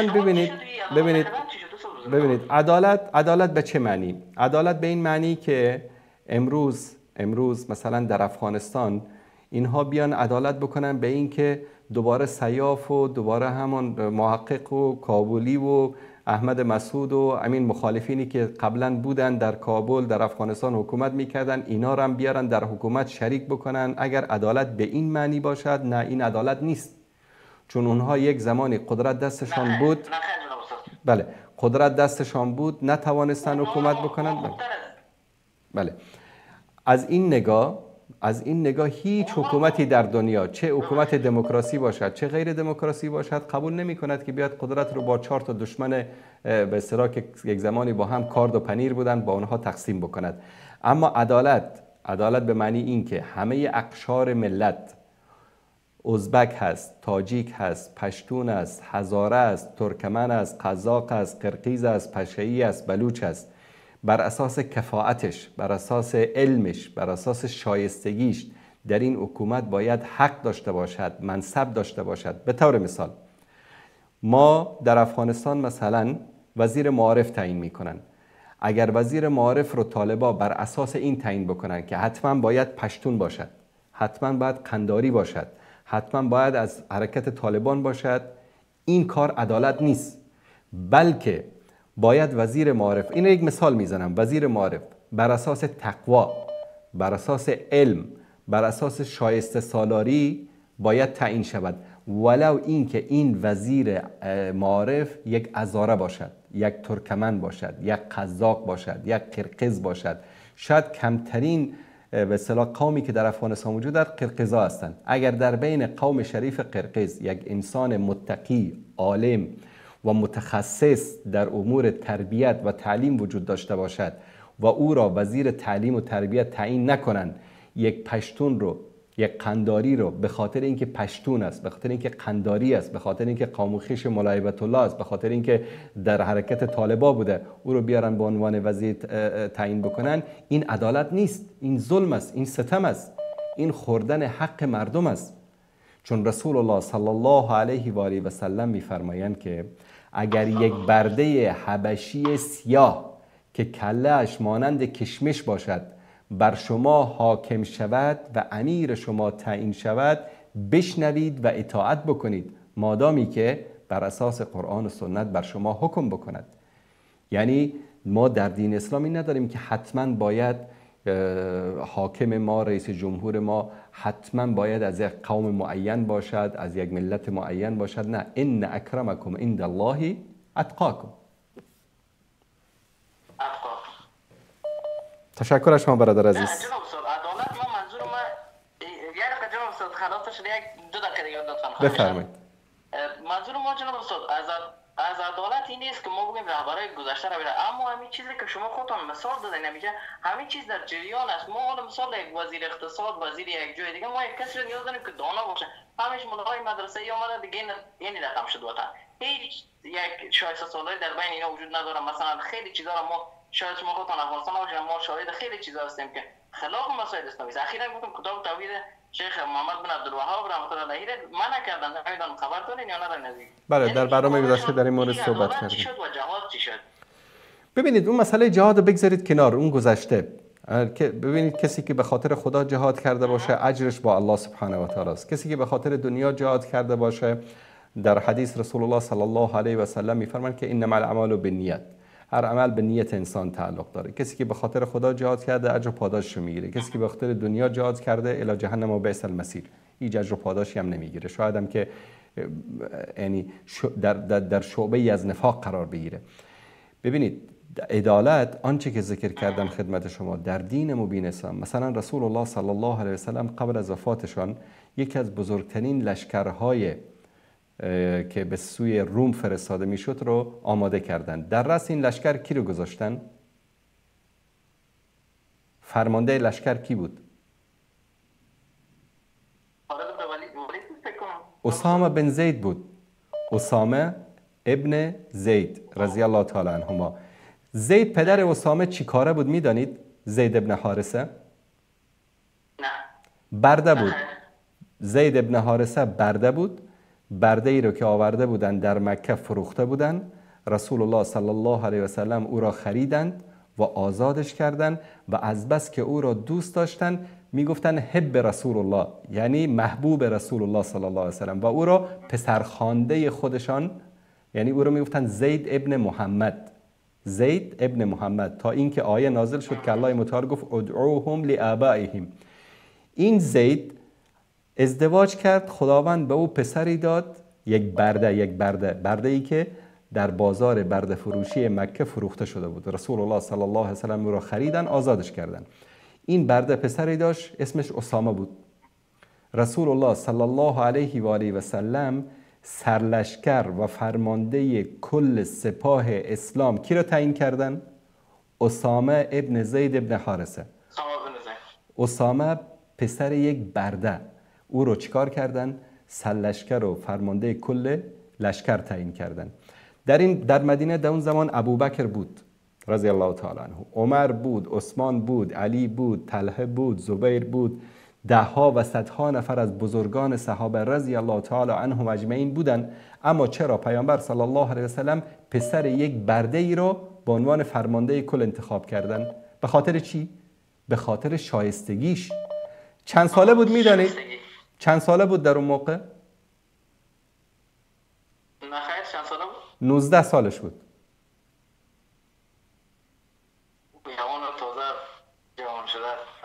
الان جوان 19 ساله ما چاقو رو دستش بدی دستش میلرزه.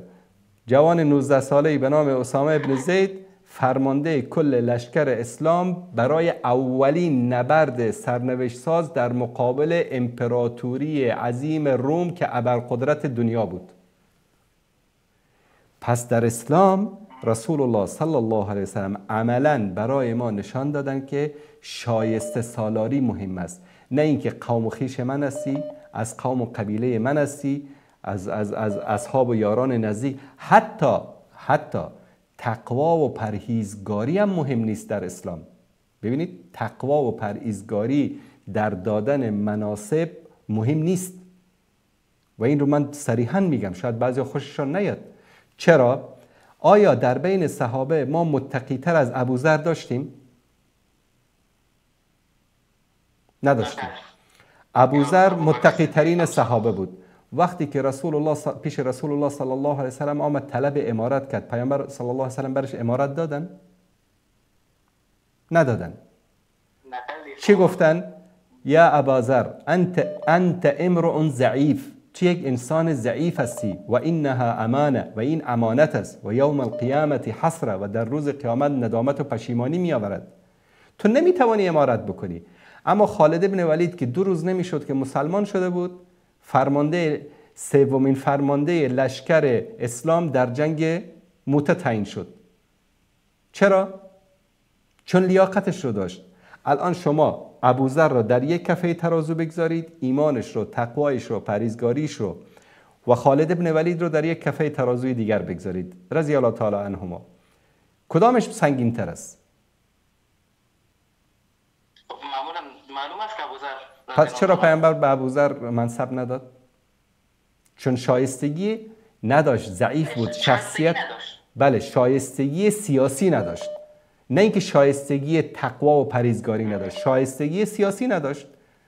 چرا به ابو سفیان منصب داد؟ چرا به برادر ابو سفیان منصب داد؟ چرا اصلا به بنی امیه منصب داد رسول الله صلی الله علیه و سلم؟ چرا؟ چون که اینها شایستگیش رو داشتن. خیلی از بنی هاشم بودن، از نزدیکان پیامبر بودن که هیچ منصبی پیامبر به اونها نداد، چون که شایستگیش رو نداشتن. نه از نگاه تقوا و ایمان و پرهیزگاری، از نگاه درایت، سیاست، حکمت، حکومتداری، امارت، اینها مهم است برادر عزیز. تشکر از شما.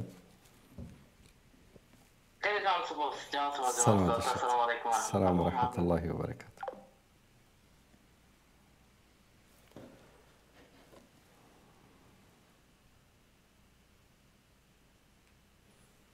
دوست عزیز بفرمایید. من دیگه اسما رو ذکر نمی کنم، دوستانی که طریق واتساپ تماس میگیرن. بیننده گرامی بفرمایید.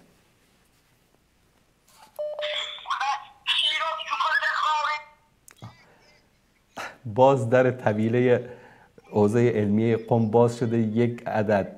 یک رأس آخوند از طویله حوزه علمیه قم فرار کرده. دوستان عزیز، عزیزانی که در قم و ماحول حوزه علمی قم زندگی میکنن مواظب خودشون و فرزندانشون باشن که یک رأس آخوند هار از حوزه علمیه در رفته، فرار کرده. گوش کنید که داد و واویلا شده.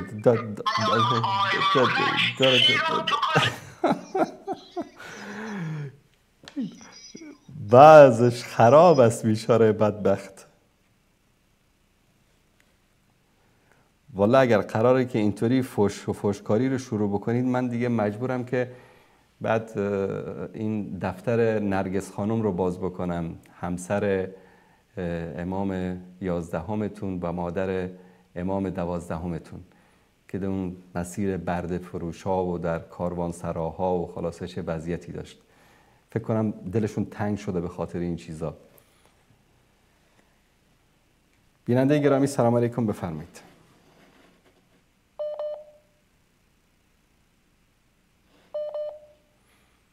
دوست عزیز بفرمایید. این عزیزمون صدای ما رو نداشتن. بیننده بعدی سلام علیکم، بفرمایید. السلام علیکم و رحمت الله و برکاته. علیکم السلام و رحمت الله و برکاته. جزاکم الله خیر، جزاکم الله خیر الجزا. الحمدلله.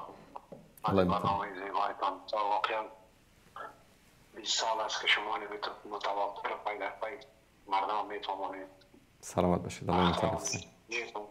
بیدارگری میکنید، روشنگری میکنید. ولی باز هم میگه در تاجیکستان هم افغانستان هم یعنی حتی کسی حالا خب مردن کسی حالا قهرمان میفهم چه رقمی قهرمان کشتی کج بود چی بود شد حالا سوال یک بوت دیگه وجود افغانستان که حالا ای از بین رفت که چطور بودی قهرمان تمام کشور و حالا در زندگیش خود چیز نکده برش حالا خود در مر کرد دنیا را بگه این مردم ما شما سر اکثریت این دو مورد پرست ساز میکنم متاسفم. وقتی که دنیا میرن سر بازی ها اشار بیدار میشن. دومی که سر تاجیکستان هم گفته خودت برادر عزیز و ساز گرامی ما بیدار شوی ای مردم تاجیکستان ای مردم دین پرور ای مردم با غیرت دقیقی روافظ جای ندی روافظ مرض غرض داره ای دانه سرطانی است. امروز از تمام منطقه و یاری پروردگار عالمیان انشاءالله شکست قطعی خورده ولی باز میخواه اگه دو کشور همسایر 34 کشور همسایر نارون کنه بادم و زهر خود و پاشه باز بیارد شیعه گستری خود رونق بده و ترویج بده بسیار شعار بیدار باشه. این رافضی ها رو در هر جای گیر کنید با خدا امروز جهاد بزرگ علیه رافضی ها رواز برای هر امت اسلام برای هر مؤمن و مسلمان در هر کشوری که است. یعنی دانه سر از یهود و نصارا بدتر 1000 مرتبه بدتر امروز روافض دشمن مسلمان هاست. در سوریه را چه کردن در عراق چه کردن افغانستان از 600 تک خانه و حسینیه و شک خانه و امروز از شهر کابل تنها جور کردن. ولی متاسفانه که نمو دکتر عبدالله قانونی و بد و بلا نمید چه برای بگم استاد از زیاد دفاع میکردن نمیار رشد دادن. این خلیلی چه رشد دادن خلیلی رسوایی چه برآمد آن زن بیادرش از شیر و سویایی چقدر تجاوزات سر زن اینمی دینشان است. هزاره ما درست از ما دوستان داره به خاطر الله متعال شما این دین رها کنید دین باطل روافض هزاره ما با غیرت‌ترین مردم در افغانستان بودن و هستن ولی این دین بسیار بی غیرت شما رو ساخته. درست. هر چیز تجاوز کشتن همش به خاطر دینتان میکنید. آن ما استاد عزیز که تشریح و توضیح جانانه داره در کتاب‌های زیاد و مادران مومنین و خصوصا به امهات بیبی عایشه صدیقه طاهره رضی الله تعالی عنهما ببین که چقدر یا ناسزا و فحش میگن و ما میگم ما وحدت امت وحدت نمیفهمم اختی وحدت نمیفهمم قدس روز قدس آزادی قدس کدام قدس یاد قدس هیچ اقتدا نداری روافض قدس میگه آسمان هاست ولی مردم تکه میکنه مسلمان ها بیدار شوید. عجیب زبان پرستی ولی فارسی است. یک تعداد به نام دیگه ولی فارسی چیز نباشه فارسی زبان ها برادر فارسی عقیده چیست؟ درست از ما فارسی از هم زبان ما هست ولی عقیده تی خالص در تکر و در تضاد با قرآن و با سنت است.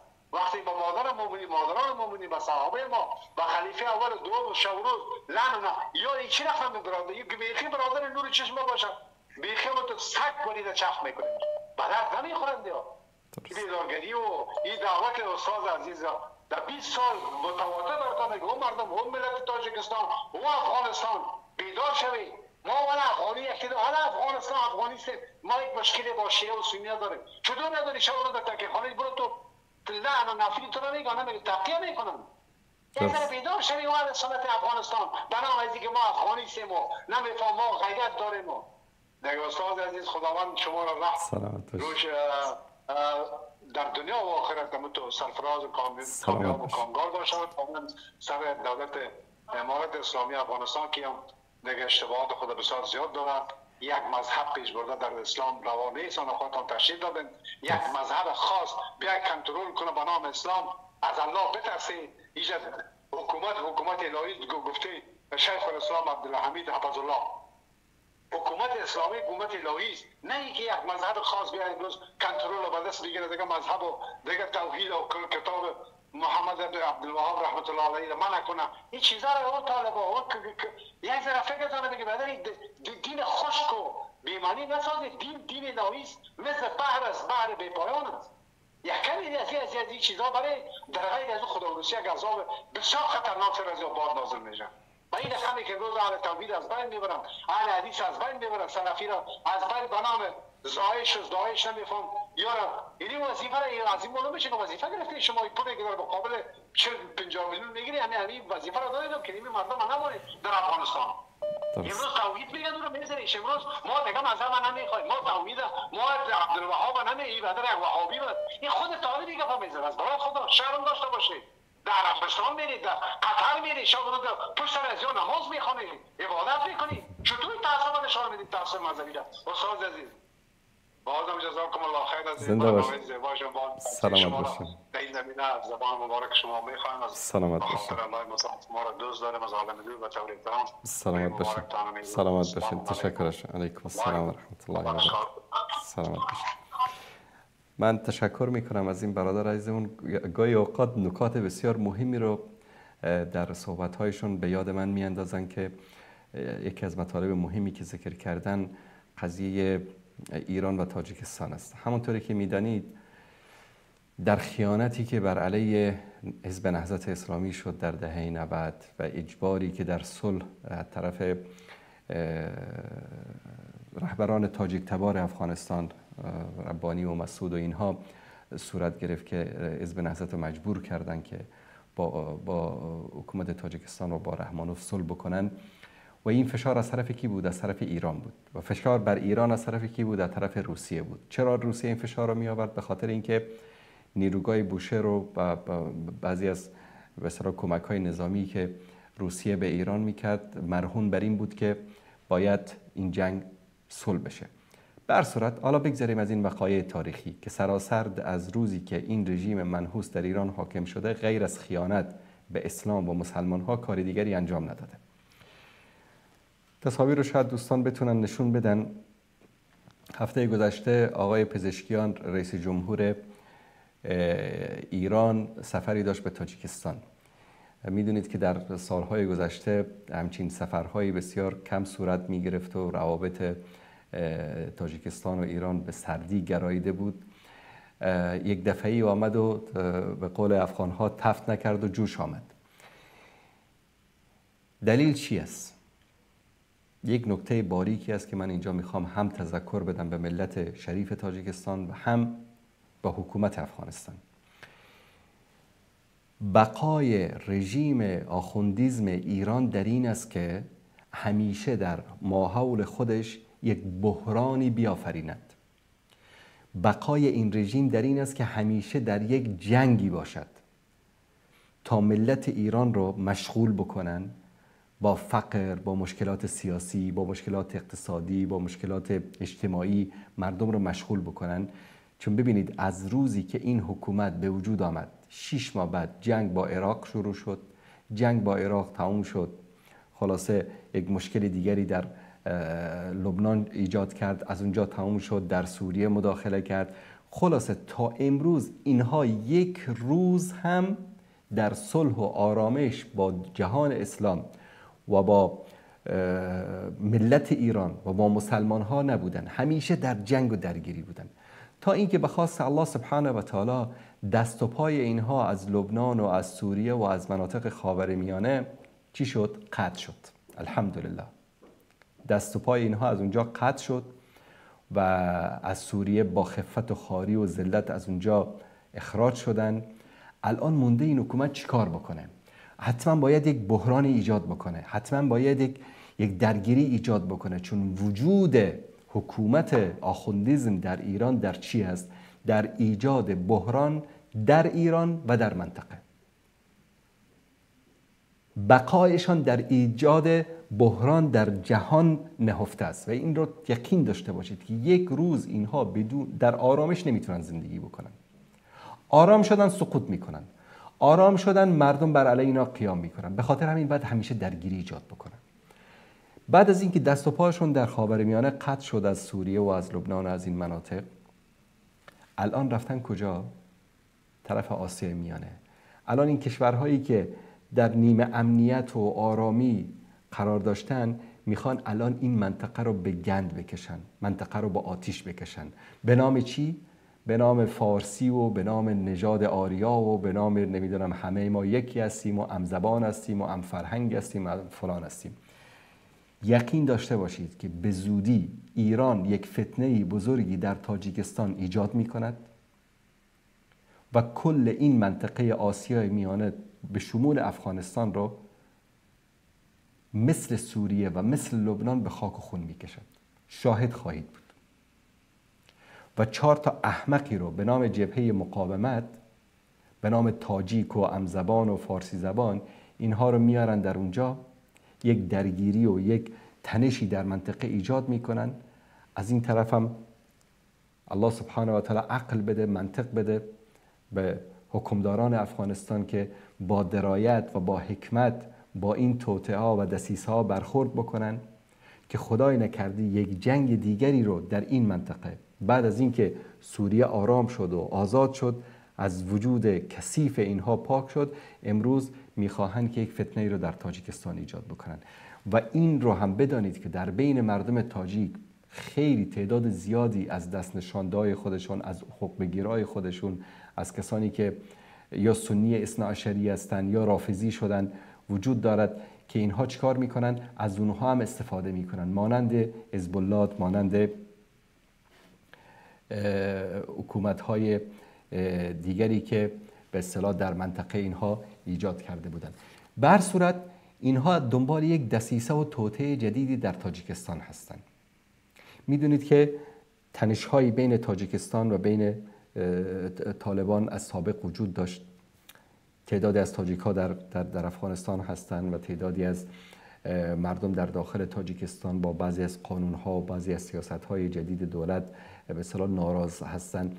الان از این فرصت میخواهد حکومت ایران، حکومت آخوندیزم بیاد استفاده بکند، یک جبهه جدیدی رو بر علیه طالبان از تاجیکستان باز بکند و چون روسیه فعلا یکی از پشتیبانان به اصطلاح حکومت‌های آسیای میانه روسیه بود که مشغول جنگ فرسایشی در اوکراین هست و آمریکا هم به دنبال یک باز کردن جبهه دیگری از پشت سر بر علیه روس‌ها است و بهترین فرصت امروز برای آخونداست که بیان چیکار بکنن؟ یک آتش فتنه‌ای رو در تاجیکستان شعله بر بسازن که در این آتش فتنه هم ملت تاجیکستان میسوزد، هم تعدادی از افغان‌های بی‌عقل و نادانی که به نام مقاومت و بغاوت و آزادی و فلان و اینها فریب شعارهای اینا رو خوردن در اینجا مستقر خواهند شد. و از طرف دیگر اوضاع رو در افغانستان که نسبتاً در این 3-4 سال اخیر یک نوع امنیت نسبی در افغانستان برقرار است، دوباره افغانستان رو با آشوب خواهند کشید و این وظیفه جدید نظام آخوندی است. پس ای ملت تاجیکستان، ملت افغانستان، سردمداران تاجیکستان و سردمداران افغانستان بیدار شوید. این فاصله ای که بین ملت تاجیکستان و بین حکومت تاجیکستان به خاطر سیاست‌های غلط، به خاطر مبارزه با دین، مبارزه با اعتقادات، مبارزه با فرهنگ مردم آغاز شده، از این سیاست‌ها دست بردارید. ملتتان را دریابید و الا روزی مانند بشار در به در و خاک به سر خواهید شد. روزی خواهد رسید که این مملکت و این آرامش و این امنیت و این زیبایی رو مانند سوریه که به خاک و خون کشیدن، همین حکومت آخوندیزم به خاک و خون خواهد کشید. و این یک توطئه جدیدی است که ایران آغاز کرده در آسیای میانه که باید ملت‌ها بیدار باشن. تشکر میکنم از این برادر عزیز که این مطلب رو یادآور شدن. آقای عبدالله سلام علیکم، بفرمایید. این یک توطئه جدیدی است که آقا عبدالله بفرمایید. آسیای میانه که باید. عبدالله جان بفرمایید.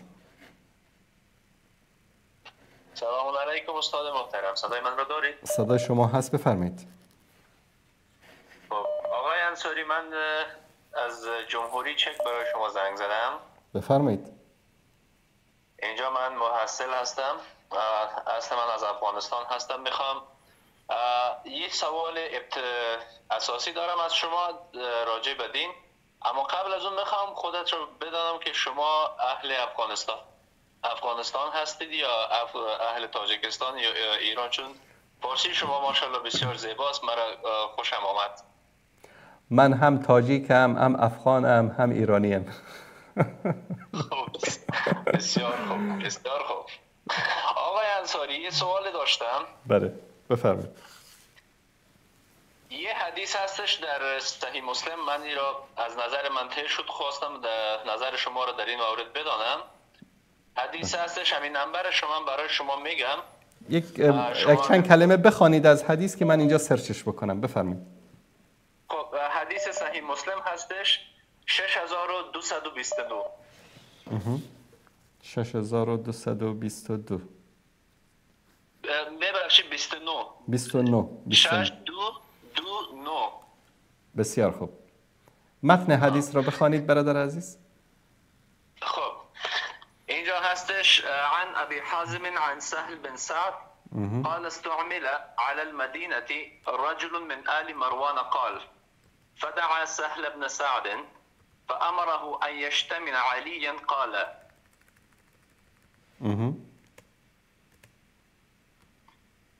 أما إذا أبيت فقل لعن الله أبا التراب. فقال سهل ما كان لعلي اسم أحب إلي من أبي التراب وإن كان ليفرح إذا دعي بها. فقال له أخبرنا عن قصته لما سمي بأبا التراب. قال جاء رسول الله صلى الله عليه وسلم بيت فاطمة فلم يجد عليا في البيت فقال أين ابن عمك؟ فقالت كان يبني وبينه شيء فغضبني فخرج فلم يقل عندي. فقال رسول الله صلى الله عليه وسلم لإنسان انظر أين هو. فجاء فقال يا رسول الله هو في المسجد راقد. فجاءه رسول الله صلى الله عليه وسلم وهو مضطجع قد سقط رداؤه عن شقه فأصابه تراب فجعل رسول الله صلى الله عليه وسلم يمسحه عنه ويقول قم أبا التراب قم أبا التراب قم أبا التراب. خب آقای انصاری، من سوال من اینجا هستش که این حدیث هستش که میگه از سر منبرها بالای حضرت علی که نعوذ بالله چی میکردن؟ لعنت میکردن. یعنی توضیح شما در این مورد چی است که آیا امی سرداران بنی امیه که بودند که ابتدای دور ملوکیت از اونها شده است، آیا اینها همه ایشان کس در این دست داشته است یا چجوری بوده است این قضیه؟ این را لطفا تشریح بدهید. اولا برادر عزیز، این که در سر منابر سیدنا علی رضی الله تعالی عنه رو فحش میدادن و سب و شتم میکردن، این یک دروغی است که ساختن. یعنی هیچ روایت صحیح و سندی وجود ندارد که بنی امیه مثلا در زمان سیدنا معاویه امر شده باشه، در زمان سیدنا معاویه امر شده باشه بر این که به حضرت علی رضی الله تعالی عنه در منابر فحش و ناسزا گفته بشه. اما بعد از شهادت سیدنا علی و بعد از وفات سیدنا معاویه که اشخاص دیگری مانند یزید و بعد از اون مروان ابن عبدالملک و کسان دیگری که در شام به قدرت رسیدن، افعال و اعمالی که اینها انجام دادن ربطی به صحابه و به سیدنا علی و به معاویه و به غیر اینها نداره. متوجه شدید؟ چون یک فرقه، یک فکری که به اونها ما در تاریخ اسلام بهشون میگیم نواصب، در شام ایجاد شدن که اینها اظهار عداوت و کینه میکردن در مقابل کی؟ در مقابل آل علی، در مقابل علی و فرزندان علی که در تاریخ اسلام به نام نواصب معروف هستند. روافض داریم، نواصب داریم و اهل سنت و جماعت داریم. اما هیچ یک از اصحاب رسول الله صلی الله علیه و سلم تا زمان سیدنا معاویه نه حضرت علی رو فحش دادن، نه در منابر بر ایشان توهین و اهانت شده. حتی در حالی که جنگ هم داشتن با هم، مثلا در جنگ جمل، در جنگ صفین، یعنی در روبروی هم قرار گرفتن. دشمنی آشکار بود، یعنی دیگه در جنگ است، دیگه در جنگ شیرینی پخش نمی کنن. اما هیچ وقت یعنی اون مروت یک انسان مؤمن و مسلمان را فراموش نکردن. و این روایتی هم که در اینجا شما ذکر کردید من پیدا کردم، دوستان عزیز میتونن نشون بدن. استعمل علی مدینه رجل من آل مروان، یک شخصی از آل مروان که در زمان شاید مروان ابن عبدالملک باشه که در مدینه بله در زمان عبدالملک ابن مروان در اونجا شخصی تعیین میشه و این شخص به سهل ابن سعد میگه که به حضرت علی فحش بده. فحش بده. و ایشان چیکار میکنه؟ ابا میورزه، رد میکنه. بعد از اون میگه که پس بگو که لعن الله ابو تراب. بعد سهل میاد در اینجا یکی از فضائل سیدنا علی رضی الله تعالی عنه رو بیان میکنه. میگه که این تو که فکر میکنی که ابا تراب فوش هست، بالعکس ابا تراب یکی از القابی است که سیدنا علی رضی الله تعالی عنه خیلی آن را دوست داشت. و بعد اون داستانی رو ذکر میکنه که یک روز بین فاطمه رضی الله تعالی عنها و حضرت علی حرف و حدیثی شده بود در خونه، چیزی که بین یک زن و شوهر به وجود میاد. بعد ایشون رفته بود از خونه خارج شده بود و رفته بود در مسجد خاک و جمع کرده بود، زیر سرش گذاشته بود، لباسش هم همینطور خاک‌آلود همونجا خوابیده بود. بعد پیامبر صلی الله علیه و آله و سلم آمدن و با نوک پایشون زدن به پای ایشون، گفتن قم یا ابا تراب، قم یا ابا تراب. و این روایت یکی از فضیلت‌های سیدنا علی رضی الله تعالی عنه را از زبان یکی از فرزندان صحابه در اینجا مطرح میکنه. بسیار خوب، بسیار خوب. آقای انصاری، من یه سوال کوچک دیگر هم از شما داشتم، اگر به بزرگواریتون مرا اجازه بدهید. بفرمایید. حدیث صحیح بخاری هستش. قبل از اینکه من حدیث را برای شما بخونم، در جنگ خودتان چون که فرمودید که در جنگ صفین حضرت علی کرم الله وجهه با حضرت معاویه روبرو شده بود، اما جنگشان بود. بله. در این جنگ به نظر شما برحق کی بود؟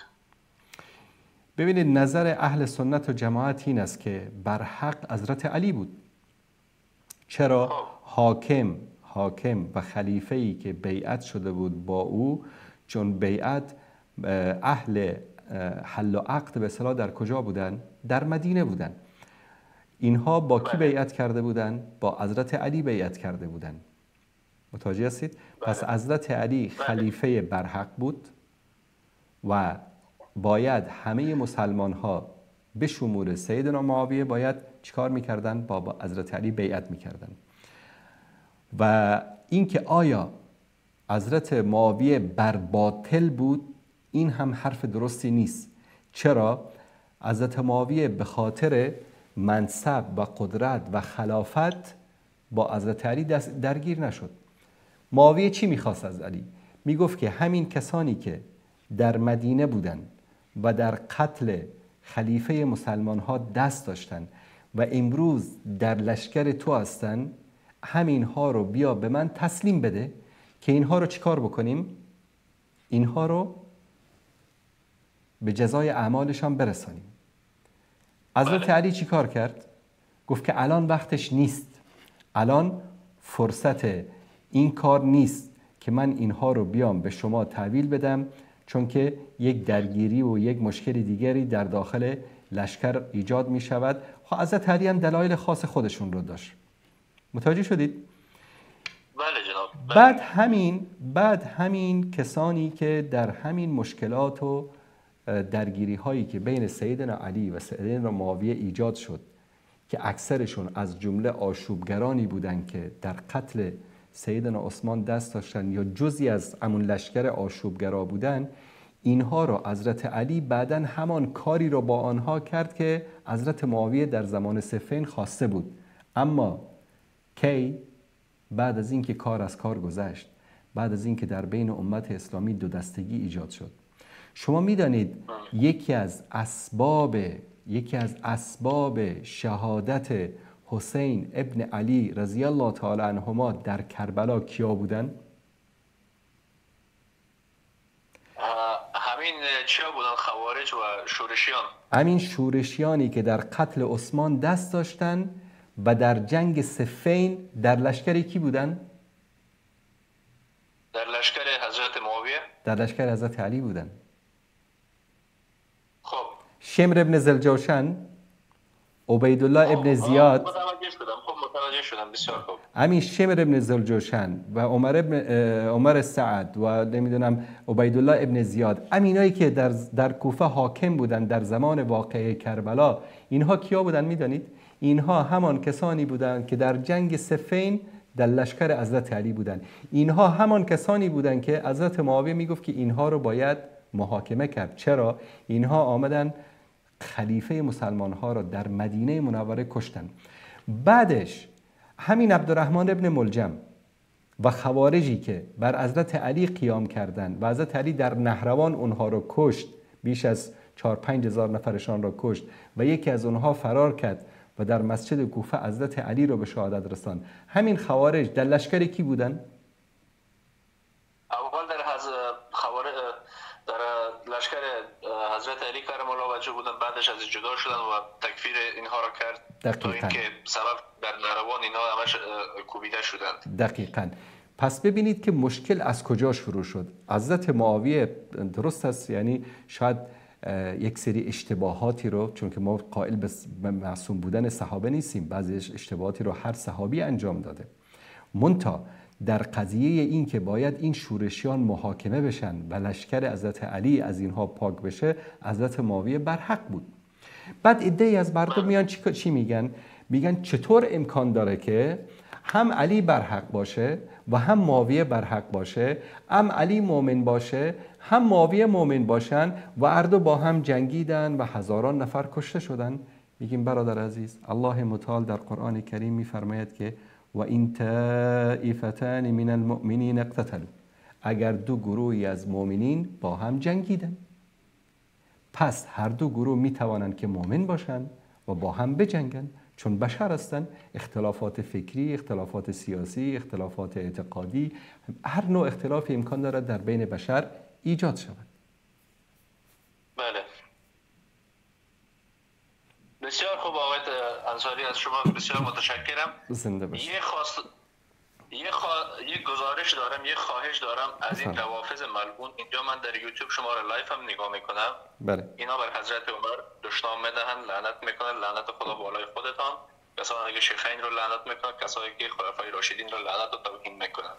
خجالت بکشن، کم خجالت بکشن مردم.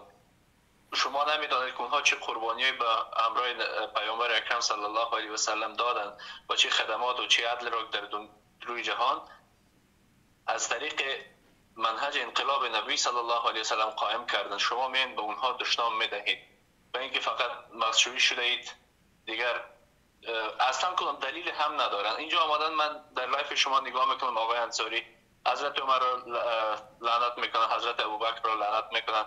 خدا هدایتتان کند، اگر هدایتتان نمیکند غضب خود گرفتارتان کند. بسیار زیاد از شما متشکرم آقای انصاری. سلامت باشین. تشکر از اینکه زنگ من رو گرفتید. سلامت و وقت خوش برای ما می‌خوایم. الله متعال شما را در حفظ امان خود نگه دارد. سلام. خدا. سلام. تشکر از شما. والله کسانی که توهین میکنن، عزیزانی که مدیریت میکنن صفحه رو، لطفاً هر کسی که توهین میکنه بلاکش بکنید در صفحه. هر کسی که به اصحاب رسول الله صلی الله علیه و آله و سلم توهین میکنه بلاکش کنید و بندازیدش در سطل آشغال کائن من کان. کسی که به رسول الله صلی الله علیه و سلم، به اهل بیتشون، به صحابه توهین میکنه، اینها رو بلاک بکنید که دیگه نتونن که کامنت بذارن. دوست عزیزی نوشتن که اون برادری که تماس گرفته بود به هزارات توهین کرد. نخیر، من بارها گفتم که هیچ کس حق ندارد به هیچ قومی توهین بکنه و ایشان توهین نکردن. اما متاسفانه امروز تعدادی از روافض هزاره نوکر ایران سخنگوی قوم شریف هزاره شدند، در حالی که قوم شریف هزاره و برادران و خواهران مؤمن و مسلمان هزاره ما، چه در بادغیس، چه در بغلان، چه در بامیان، در قندوز، حتی در تخار، ما اکثریت هزاره اهل سنت هستند و این معلوماتی است که باور کنید من 10-15 سال پیش حتی خودم نمیدانستم.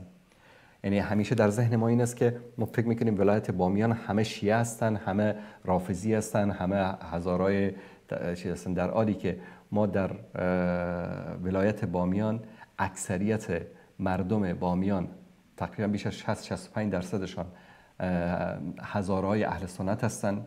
در ولایت بغلان، در سمت دهنه غوری و این مناطق، همه اینا هزارهای اهل سنت هستند. در قندوز، در تخار، در بادغیس، یکی از قماندانان بزرگ جهاد بر علیه روس‌ها، قماندان نیک محمد، از هزارهای بادغیس بود، از اهل سنت بود. اما متاسفانه امروز سخنگوی قوم شریف هزاره شده 4 تا رافضی نوکر ایران و اینو میطلبه که عزیزان هزاره ما، مردم شریف هزاره ما این جماعت رو از خودشون طرد بکنن. والله و بالله و تالله یک روزی پشیمان میشید. هر کسی که نوکر حکومت آخوندی ایران باشه در هیچ جای دنیا خیر و فلاح و رستگاری نمیاره. در هر جایی که پای نعس اینها برسه در اونجا بدبختی، عذاب، مشکلات، جنگ، درگیری، فتنه و فساد به بار میاره. این رو عزیزان ما متوجه باشن.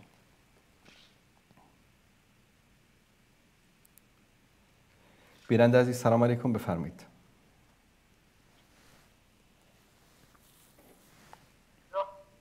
بله بفرمایید. آقای انصاری سلام علیکم. علیکم السلام و رحمت الله و برکاته. آقای انصاری یک چند سوال داشتم. بفرمایید. همین نظر ما اهل سنت و جماعت درباره یزید ابن معاویه چیست؟ و دوم مردم تاجیک بعد مردن یک دور میکنن، دوره میگن همین از کجا آمده است؟ سنت است، فرض است؟ منظورتان اسقاط است که در سر قبر که پول جمع میکنن؟ نه بعد از وفات در خانه بعد شستشوی بعد از اینکه کسی وفات بکنه خانهش قبول کردم. باشه در این مورد هم صحبت میکنیم. تشکر از شما. عقیده اهل سنت و جماعت در مورد یزید ابن معاویه چی است؟ یزید ابن معاویه یکی از حکام مسلمان ها بود. بعد از سیدنا معاویه به اصطلاح حکومت رو به دست گرفت. این که میگن یزید در قتل حسین ابن علی رضی الله تعالی عنه و اهل بیت ایشان دست داشت، این دروغی بیش نیست. البته به عنوان یک حاکم و به عنوان امیر و به عنوان مسئول حکومت مسئول است، در پیش الله سبحانه و تعالی پاسخگو است. مثلا در سایه حکومت یزید همچین جنایتی در کربلا رخ داده و یقینا یزید در پیشگاه الله سبحانه و تعالی به عنوان ولی امر، به عنوان حاکم، به عنوان کسی که مسئول مسلمانان در اون زمان بود پاسخگو است. در این هیچ شک و شبهه‌ای اهل سنت و جماعت ندارن. اهل سنت و جماعت اهل عدل هستند، عادل هستند در برخورد، نه مثل روافض که بیان هر چه بد و بیراز به یزید نسبت بدن که نمیدونم شراب خور بود و زناکار بود و نمیدونم فلان بود و این بود و این بود. نه، حاکمی از حکام مسلمان ها بود. اشتباهاتی داشت، اشتباهات زیادی داشت، به خاطر همین الله سبحانه و تعالی فرصتی نداد که بیشتر حکومت بکنه و قضیه جنایتی که در کربلا رخ داد در زمان حکومت او به وقوع پیوست. یزید مستقیما در قتل امام حسین دست نداشت، بلکه همونطوری که لحظات پیش گفتم عبیدالله ابن زیاد، شمر ابن زلجوشن، اینها از شیعیان علی رضی الله تعالی عنه بودند که در جنگ صفین در کنار حضرت علی با معاویه پدر یزید جنگیده بودند و اینها بعداً آمدن حاکم شدن در کوفه و در این مناطق، چون کسانی بودند که دنبال منصب بودند، دنبال پول بودند، دنبال غنیمت بودند، دنبال اسلام و دین و تقوا و پرهیزگاری نبودند.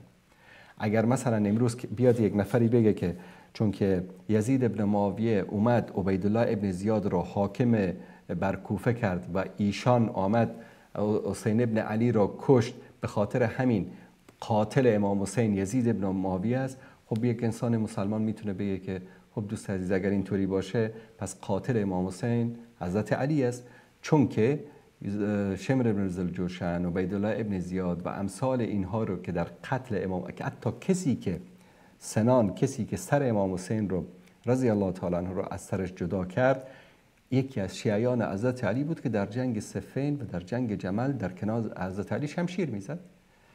پس ما باید منصف باشیم.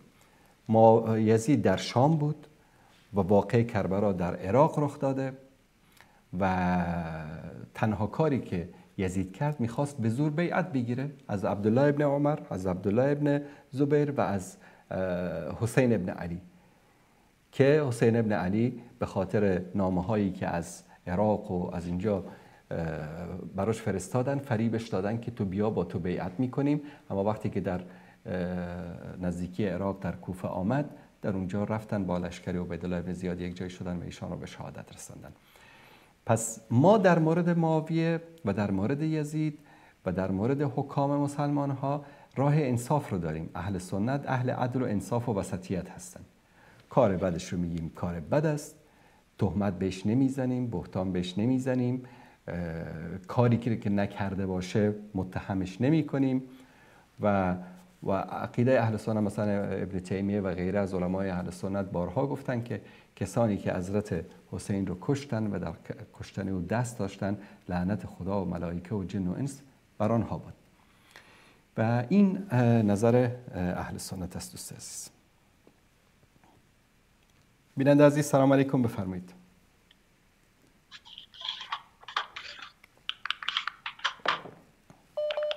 بیننده گرامی از آمریکا، سلام علیکم، بفرمایید. استاد انصاری خسته نباشید. سلامت باشید، بفرمایید. خواهش میکنم. استاد انصاری عزیز، درباره این معاویه اگه اجازه بدید میخواستم یه مخالفتی با شما داشته باشم. بفرمایید. ببینید استاد انصاری عزیز، اینی که شما میفرمایید معاویه به خاطر قصاص قاتلین عثمان با حضرت علی وارد جنگ شد، خب این یک روایت تاریخیه. اما یک روایت دیگه هم که برای خودش شواهد و چیزهای زیادی داره اینه که معاویه وقتی که حضرت علی اومد سر کار، معاویه حدوداً بالای 20 سال بود توی شام امیر بود و توی شام به قول معروف قدرتی درست کرده بود، زیربنایی درست کرده بود، یه پادشاهی تقریبا. شام هم شما بهتر از من میدونید دقیقاً الان 4 تا 5 تا کشور شامه، یعنی تقریبا یه جای خیلی بزرگ، یعنی میشه گفت از مصر تا عراق، از مصر تا عراق این منطقه همه زیر سلطه معاویه بود. بله شام، درست میفهمید. وقتی که حضرت علی اومد سر کار بعد از 20 سال، حالا 22 سال، به معاویه گفت تو باید از اینجا بلند شی بیای، فرماندار جدید داره میاد. معاویه حاضر نبود جناب انصاری این قدرت رو از دست بده، به خاطر اینکه چندین سال اونجا به قول معروف زیربنا داشت، همه چی داشت. ببینید حضرت علی ما کاری حالا به اون فضایل امام علی نداریم، من اصلا نمیخوام وارد مولا و هارون و اینا بشم، امیرالمومنین بود. اینی که شما میگی معاویه نیتش این بود، این نظر شماه، ولی نظر مقابل که بنده هم جزء اون هستم این که معاویه به خاطر حب قدرت و دنیا پرستی و نمیخواست حکومت شام رو از دست بده در مقابل حضرت علی ایستاد، که حالا ما تو ایران از قدیم من یادم میگفتن پیرن عثمون، یعنی حالت بهانه‌ای بود برای جنگیدن و پس ندادن قدرت که در نهایت هم موفق شد. و جناب انصاری عزیز، شما اگه نگاه کنین معاویه پدرش و پدرانش پادشاه بودن، خودش و پسرانش هم پادشاه بودن. اینا یه قومی بودن همیشه پادشاه بودن، همیشه فرماندار بودن، اتفاقا فرماندارای موفقی هم بودن، اون یک بحث دیگه است. اما در بحث دینی ما معاویه رو از این جهت اگه نگاه بکنیم نمیشه دیگه تعطیلش کرد. یه نکته دیگه هم اگه اجازه بدیم بعد دیگه سکوت میکنم شما بفرمایید. جناب انصاری عزیز، شمر رو به قول معروف عمر ابن سعد و قاتلین امام حسین علیه السلام جزو قاتلین حضرت عثمان نبودن. هیچ کدوم اینا جزو قاتلین حضرت عثمان نبودن. اینا جزو سربازان دستگاه خلافت بودن.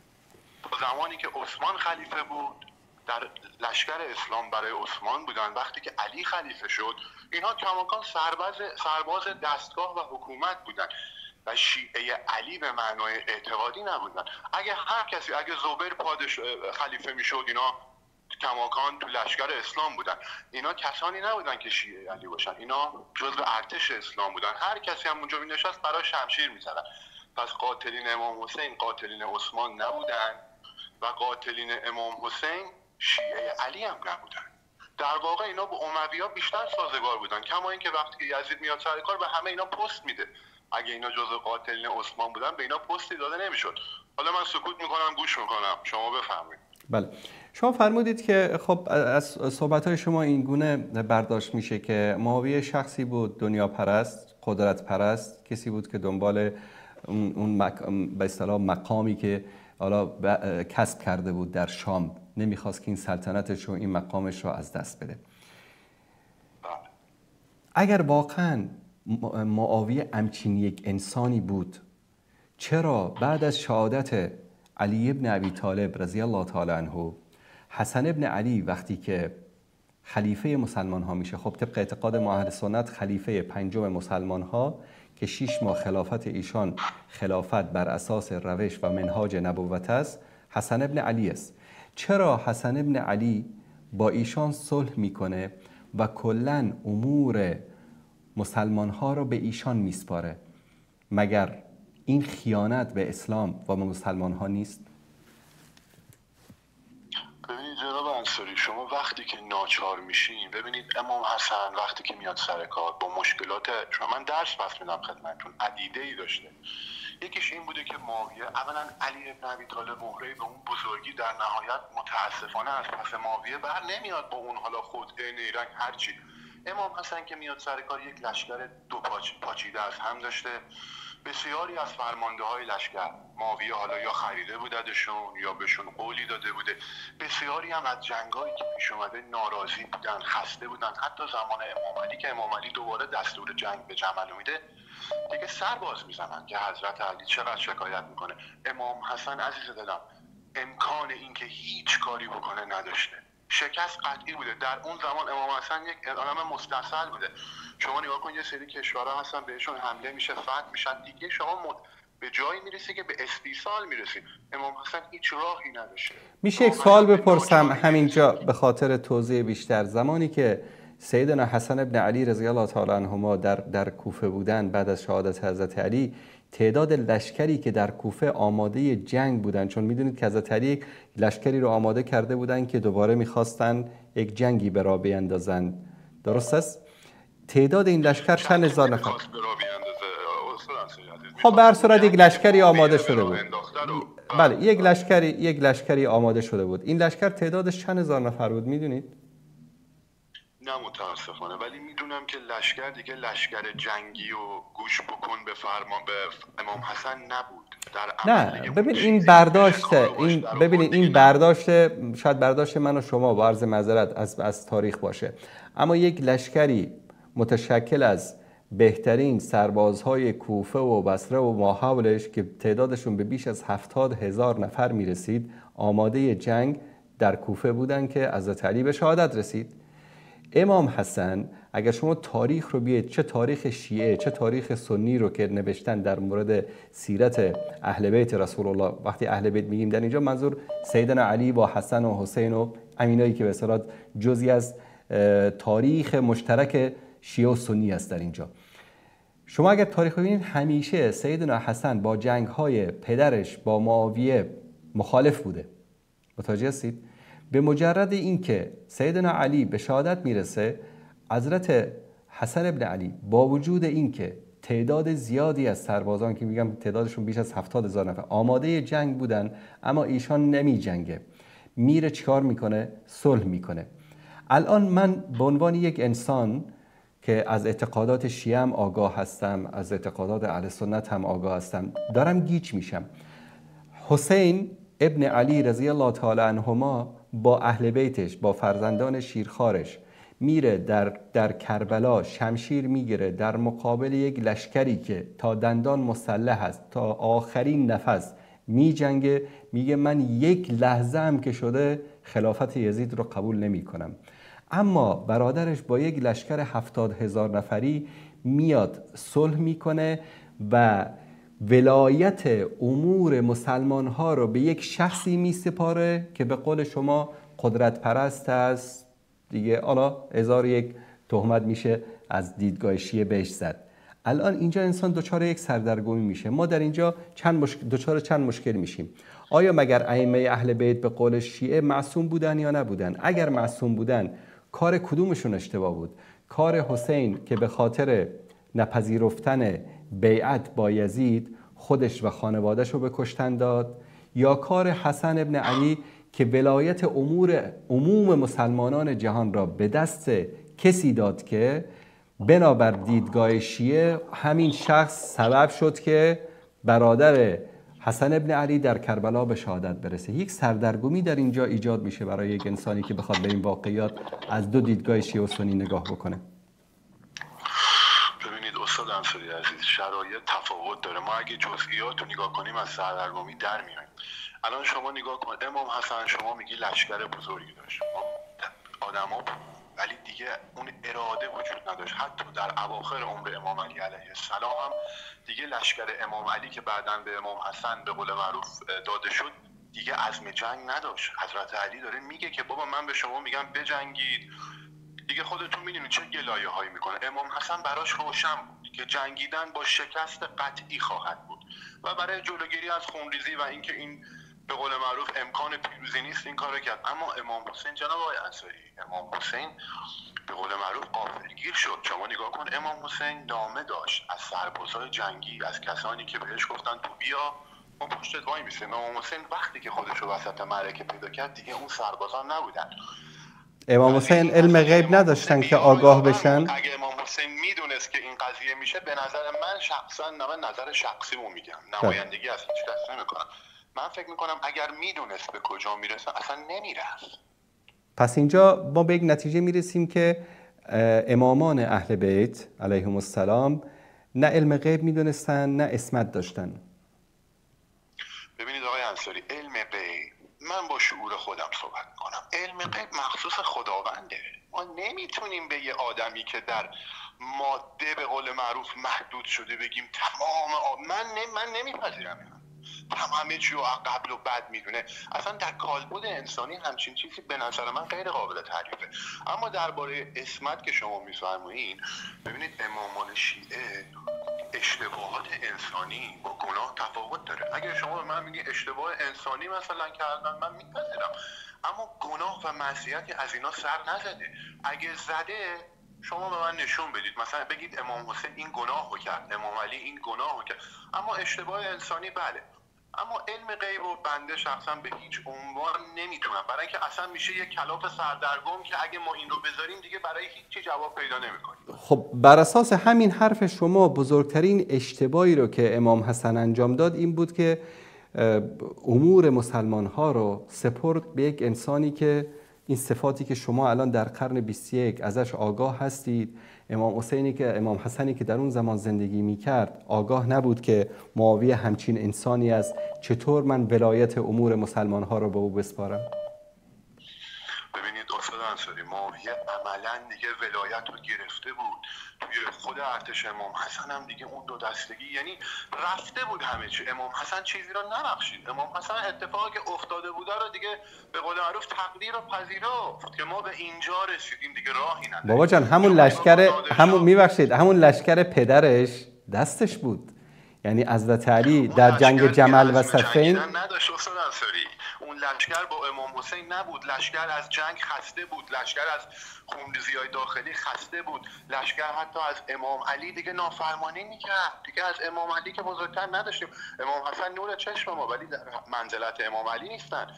حتی از امام علی هم دیگه کسی پیروی نمیکرد این اواخر، که امام علی میگفت کاش که من یه دونه از شما رو میدادم، 10 تا از شما رو میدادم، یه دونه از شام سرباز میگرفتم. در عمل امام حسن براش واضح شده بود که راهی نیست، میتونه وایسه. خب ببینید الان ما به امام به عنوان یک شخصی که رسالت الله سبحانه و تعالی را برای بشر میرسانه، شما مثلا شیعه اعتقاد دارن که امامت به اصطلاح ادامه نبوت است. الان الله سبحانه نبوت ادامه نداره، نبوت تموم شده. امام بالاخره پیروی هستش که امام یعنی تقریبا وحی نیست، بر امام وحی نمیشه مثل پیامبر، کتاب و شریعت جداگانه نداره، اما امامت ادامه نبوت است.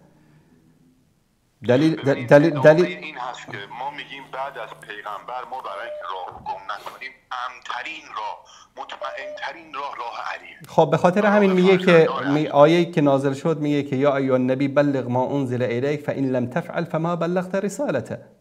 میگه که تو امامت رو ابلاغ بکن، چون اگر امامت رو ابلاغ نکنی اصلا وظیفه نبوتت رو انجام ندادی. یعنی امامت به شکلی امتداد نبوت است، چون اگر امامتی وجود نمی داشت نبوتی به پایه اکمال نمی رسید. این اعتقاد شیعه است. حالا من بر اساس آنچه که در کتب شیعه است خدمتتون بیان میکنم. حالا شاید شما به این چیز اعتقاد نداشته باشید. الان من میخوام موضوع چیز دیگری است.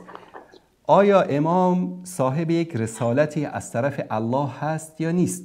طبیعتا جواب مثبت است، صاحب رسالت هست. الله متعال در قرآن کریم میفرماید الذین یبلغون رسالات الله، کسانی که رسالات الهی رو میرسانند، یخشونه، فقط از الله میترسند، غیر از الله از کسی دیگری نمیترسند. الان پیامبر صلی الله علیه و سلم روزی که دعوتش رو علنی کرد، در حالی که در مکه همه کفار بودند، سلاح داشتند، به اصطلاح ارتش داشتند، در مدینه آمدن همچنان در ضعف زندگی میکردن، اما پیامبر برای یک ثانیه هم که شده از عقیدهش، از دینش، از دعوتش عقب نشینی نکرد. آنچه که شما درباره سیدنا حسن میفرمایید به این معنی است که حضرت حسن دیگه واقعیت رو پذیرفت، گفت الان دیگه وظیفه من اینه که برم گوشه خونه بشینم، معاویه هر کاری که دلش میخواد انجام بده. ببینید استاد انصاری عزیز، اولا حضرت محمد صلی الله علیه و سلم مجبور شدن، صلی الله، وقتی که مجبور شدن هم به قول معروف، حالا نمیگم تبعید، خودشون به قول معروف کوچ کردن، حتی به غار پناه بردن که ابوبکر هم با ایشون بود، پیغمبرم. ولی اما ببینید پیغمبر یک دین آخر رو آورد، نبوت رو آورد. ما امام علی و امام حسن اینا رو پاسدار اون میراث پیغمبر میدونیم، نه هیچ چیز جدیدی. اصلا هیچ چیز جدیدی وجود نداره. میراث پیغمبر رو ما اعتقاد داشتیم و دارم من شخصا که حضرت علی باید این میراث رو پاسداری میکرد که به جهت درست بره. ناخدای این کشتی باید امیرالمومنین میبود. این نظر منه و شیعیان هم همین نظر رو دارن. حالا اینی که شما میفرمایید حسن این کارو کرد، امام حسن راهی نداشته. چطور پیغمبر به غار حرا پناه برد؟ امام حسن هم دیگه راهی نداشت. میگفت آخرش که معاویه برنده میشه، من وایسم 100,000 تا دیگه مسلمان همو بکشم معاویه برنده بشه، بذار همین الان قدرت برای معاویه. ولی امامت که ترک نکرد. کسانی که شیعه بودن، کسانی که امام رو به عنوان رهبر و پیرو دینی قبول داشتن، کماکان قبول داشتن. خلافت رو واگذار کرد دیگه. امامت که قابل واگذاری نیست، ولی راهی نبود. خب الان یک سوال دیگر اینجا ایجاد میشه. امامت آیا یک منصب دینی هست یا یک منصب سیاسی هست؟ به این معنی که آیا، خیلی معذرت میخوام من یک کمی توضیح بدم، به این معنی که آیا یک نفر میتونه که امام باشه اما در رأس حکومت یک انسان لاابالی، مثلا مثل به قول شما مثل معاویه، مثل یزید، مثل عبدالملک ابن مروان، هر کسی دیگه در رأس حکومت باشه اما امام امامت خودشو بکنه؟ پس در اینجا قضیه غصب خلافت علی و نمیدونم حق علی رو خوردن و حق علی رو بردن و این مسئله چطور میشه؟ یعنی مثلا حضرت علی خب امام بود، تو خونه مینشست، میذاشتیم که ابوبکر و عمر و عثمان خلافت خودشون رو بکنن. پس این دعوایی که شیعه راه انداخته که غصب خلافت، اینم یک چیز بی‌معنی است. یعنی استاد انصاری عزیز، بی‌معنی نیست، به خاطر اینکه خود حضرت علی این کارو کرده. ببینید ما وقتی که پیغمبر فوت میکنه، ابوبکر خلیفه میشه. من اصلا منکر فضایل ابوبکر نیستم. شخصا ابوبکر رو بعد از حضرت علی تا زمانی که پیغمبر زنده بود افضل میدونم. خدماتی که کرده، زمانی که با پیغمبر بوده، اول اسلام خطر رو به جون خریده، اینا فضایل ابوبکر بالاه، شکی توی نیست. ولی وقتی که ابوبکر خلیفه شد، حضرت علی سر ناسازگاری داشته دیگه، این قابل کتمان نیست. ما هم همون نظر، من خودم شخصا نه بیشتر نه کمتر، همون که حضرت علی میگفت من وارثم، من شایسته ترم به خلافت، من همون نظر رو دارم. یعنی این چیزی نیست که شیعه در برده باشه. خود حضرت علی تو حالا کتابای سنی و شیعه هم هست که بعد از اینکه پیغمبر فوت کردن، حضرت علی از به قول معروف بیعت حالا تا 6 ماه امتناع کرد و اعتقاد داشت خودش برتره. نه الان یک لحظه، الان ما ببینید برداشت ما این است که مسئله خلافت بر امت اسلامی منصوص از طرف الله نیست، اما شیعیان اعتقاد دارند که مسئله خلافت و امامت منصوص از طرف الله است. یعنی چی؟ بعد از پیامبر باید علی میشد، بعد از علی باید حسن، بعد از حسن باید حسین، همینطوری تا امام 12 ادامه پیدا میکرد. اما هیچ کدام از اینها اتفاق نیفتاد. به این معنی که سوال من اینجاست که خلافت، امامت که شما بهش اعتقاد دارید به عنوان یک شیعه، آیا یک منصب دینی است مانند امامت مسجد، مانند مفتی یک کشور، یا نه هم سیاست، هم دین، هم اقتصاد، هم نظام، همه چیز رو در بر میگیره؟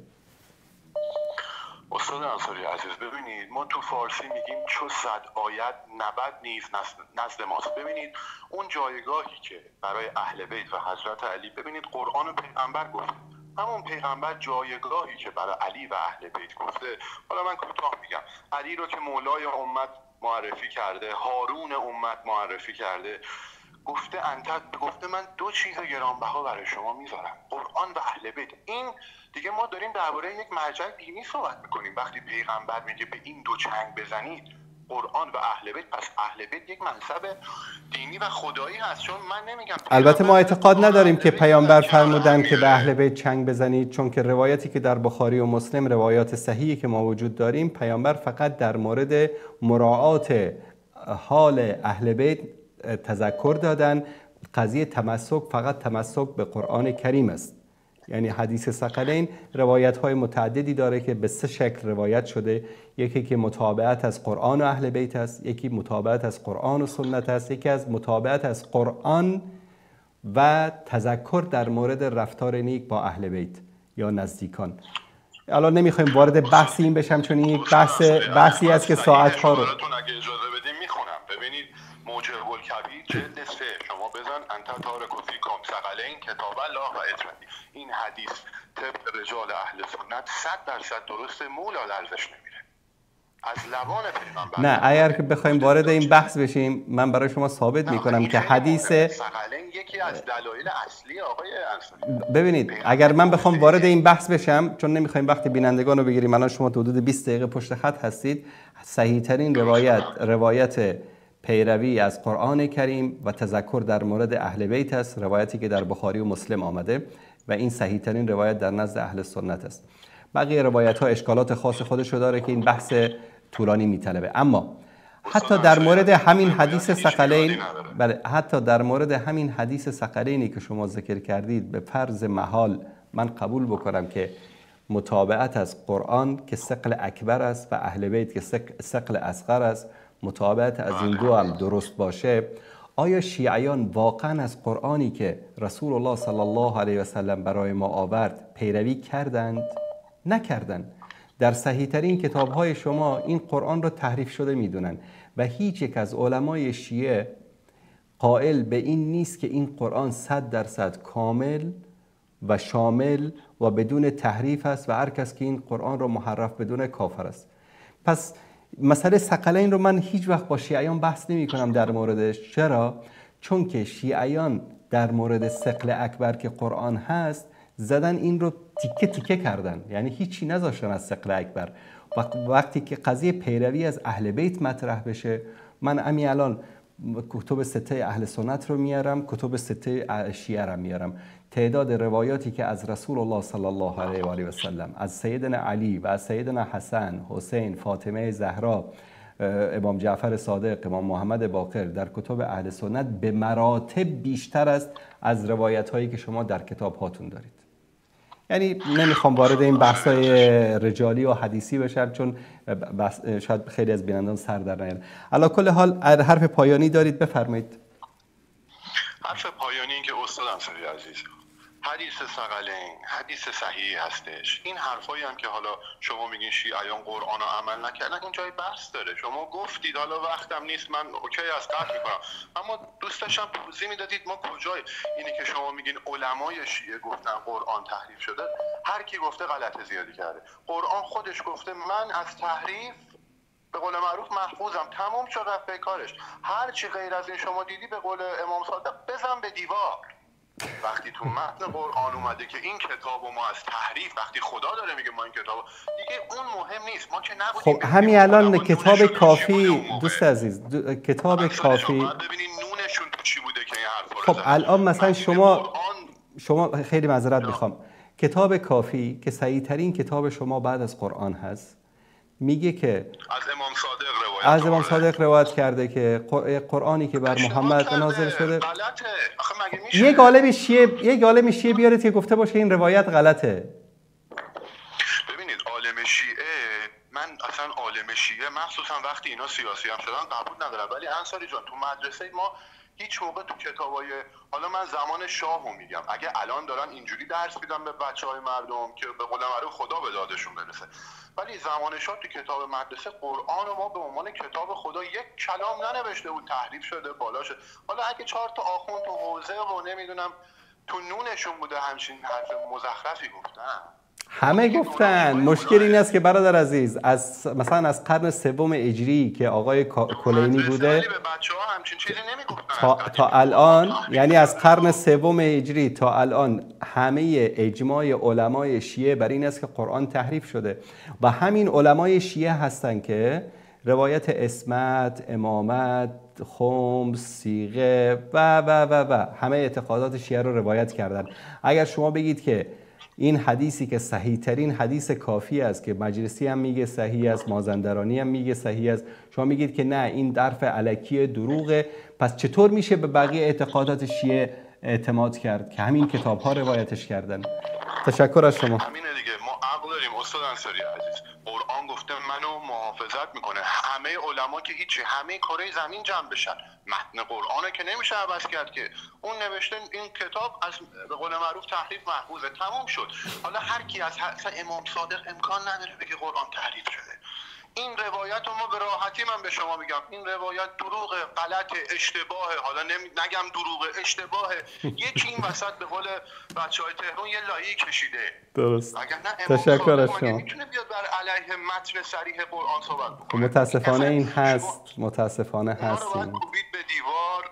اون صیغه هم آقای انصاری عزیز، والله بالله تو جامعه شیعه من 20 سال از عمرم تو ایران بودم، حالا در زمان شاه من یک بار ندیدم یکی صیغه. اگر آخوندها این کارا رو میکنن خاک بر سرشون.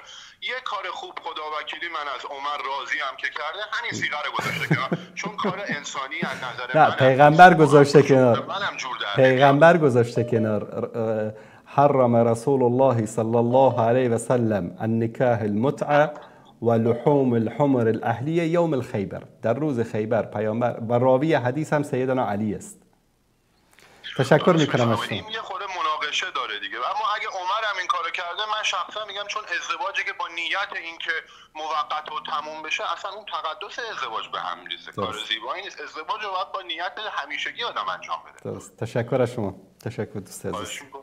ممنون از وقتی که گذاشتید. لطفا. خداحافظ. تشکر میکنم از این دوست عزیزمون. بیننده بعدی. سلام علیکم، بفرمایید. سلام علیکم. علیکم السلام و رحمت الله. آقا انصاری، شما صدای ما رو عمیان میشنوید؟ بله بفرمایید. ببخشید من فعلا یوتیوب میدم، یوتیوب یک کمک عقب‌تر صدا کمک هیجانی شده. اسم احمد است. احمد جان بفرمایید. من با شما با تماس شدم. اولی که همین برادر که پیشتر حرف زدن که شما از ایران بودن، من خودم شخصا ازشون تشکر میکنم که خیلی با ادب کوشش کردن حرف بزنن و با دلیل. بله. و بعد از فقط برشان هم قدر میگم که گفتن ای که یزید عمری است یا یزید بخش، یعنی سیاست ها و دیدگاه یزید به حضرت عمر فاروق رضی الله تعالی عنه ربط داره، کمک ظلم از در حضرت عمر فاروق. درست. و از خاطر میگم این گپه که مثلا وقتی که ما داستان شهادت حضرت عبدالله ابن عمر رو ببینیم و اختلافاتش با حجاج ابن یوسف ببینیم، بعد میفهمیم که چقدر اختلافات بین از وجود داشته و حضرت عبدالله ابن عمر هم 100% راضی از حکومت یزید ابن معاویه و از حجاج ابن یوسف نبوده. درست. درست.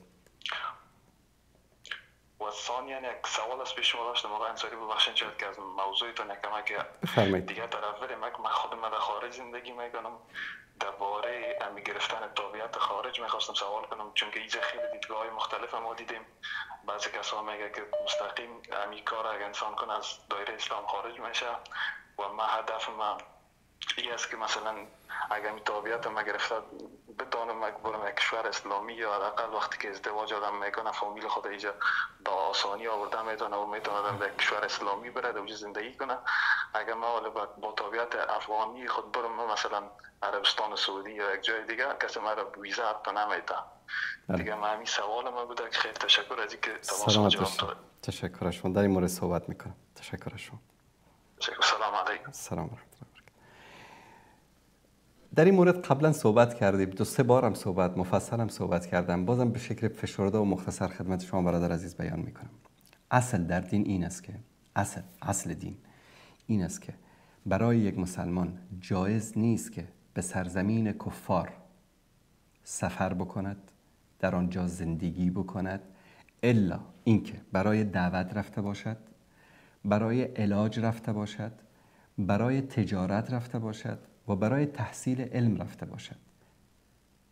بعضی سیاحت رو هم اجازه دادن. به این 5 دلیل اصل دین بر این است که به این 5 دلیل شما میتوانید به سرزمین کفار سفر بکنید، اما زندگی کردن در آنجا، دائمی در آنجا اقامت داشتن، این در اصل دین جایز نیست. اما آیا امروز خیلی از سرزمین هایی که ما را سرزمین کفار میگوییم، آیا همان حکم بر این سرزمین ها هم اجرا می شود؟ به طور مثال امروز تعداد مسلمان هایی که در برمنگهام مثلا زندگی می کنند، تعداد مسلمان هایی که مثلا در هامبورگ زندگی می کنند، تعداد آلمانی ها و بریتانی هایی که در این مناطق و دیگر مناطق اروپا، کشورهای اروپایی زندگی می کنند، به مراتب مسلمانان اصل بومی خود این کشورها به مراتب بیشتر از مسلمانان مهاجر است. کسانی که از اهل اون کشور به اصطلاح ایمان آوردن، مسلمان شدن. امروز احصائیات به اصطلاح آمارهای خود بعضی از این کشورها مانند فرانسه، مانند آلمان، اینا میگه که مثلا تا سال 2050 اکثریت جمعیت این کشورها رو مسلمان ها تشکیل خواهند داد. اطلاق حکم سرزمین کفر اینجا نیاز به چی داره؟ نیاز به بازنگری داره، چون دین ما یک فقه ما دین پویاست. این نیست که خلاص یک حکمی صادر شده در زمانی که 100% در اینجا کفار زندگی میکردن، امروز در اونجا مثلا 20% مسلمان زندگی میکنن، 10% مسلمان زندگی میکنن، من بیام بگم الا بالله که اینجا همه اینا که در اینجا زندگی میکنن از اینجا باید هجرت کنن برن به سرزمین اسلامی. بعد تو به من نشون بده که برن به کدوم سرزمین اسلامی. مثلا بعضی از اساتید گرامی هستن، الله متعال هدایتشون بده، حفظشون بکنه، همه کافرن. کسی که پاسپورت خارجی گرفت کافر است، کسی که خب دوست عزیز تو خودت که الان بذارید واضح بگم، مثلا جناب استاد دایی الله متعال حفظش بکنه، ایشان که میان حکم کفر مردم رو صادر میکنن، خودشان در پاکستان زندگی میکنن، آیا حکومت پاکستان حکومت اسلامی است که شما در اونجا زندگی میکنید؟ شاید بگن که الله خب ما به اصطلاح ولایت اینا رو قبول نکردیم، پاسپورتش رو نگرفتیم. نه، تو داری در اونجا زندگی میکنی. آیا این سرزمین دارالاسلام است یا دارالکفر است؟ اگر دارالکفر است، همون حکمی که بر بالای مردم در اروپا و آمریکا صادر میکنی سر خودت هم اجرا میشه، چون حکومت پاکستان فعلا به مراتب ضررش به اسلام و مسلمان ها بیشتر از حکومت آلمان و حکومت بریتانیا است. این دیگه چیزی است که بر کسی پوشیده نیست. به خاطر همین دوست عزیز ما میگیم نه اینکه بگیم بعد مثل بعضی که همه چیز حلال است، برید خلاص هر چیزی دلتون میخواد بکنید. نه، حکم دین و شریعت در این زمینه واضح و آشکار است.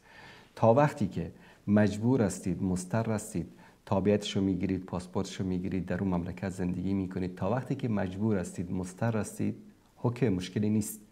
اما اگر روزی سرزمین بهتر از این سرزمین، مکانی بهتر از این مکان که شما آزادی دینی، اعتقادی، عبادی خودتون رو داشته باشید، از فسق و فجور و خطرات اخلاقی و که در اون کشورهای غرب وجود داره، از اونجا میتونید خودتون رو و اهلتون رو و عیالتون رو حفظ بکنید، از این کشور باید خارج بشید، برید به اون کشور مهاجرت بکنید. مثل حرف خودتون که مثلا طرف پاسپورت آلمان رو گرفت، بعد رفت در یک کشور اسلامی رفت در اونجا زندگی کرد.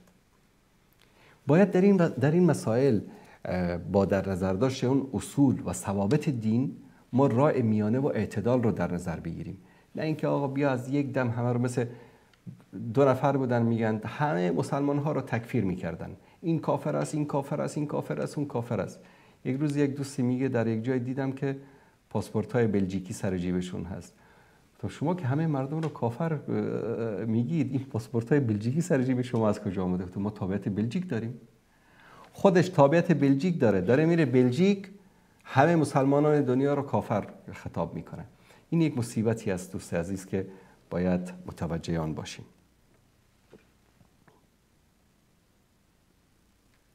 بیننده گرامی سلام علیکم، بفرمایید. سلام استاد، از جناب باشید. سلامت باشید، بفرمایید.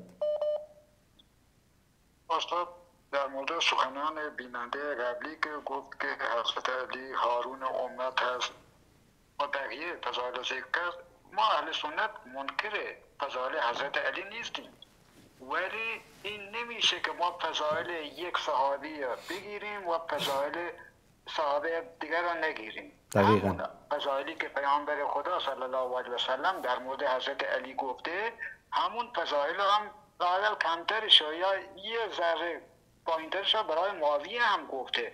این نمیشه که من فضائل حضرت علی را بخونم و قبول کنم و اون فضائلی که پیامبر خدا در مورد معاویه رضی الله عنه گفته اونا را نگیرم و نخونم، بگم که من قبول ندارم چون که حضرت علی هارون امت است.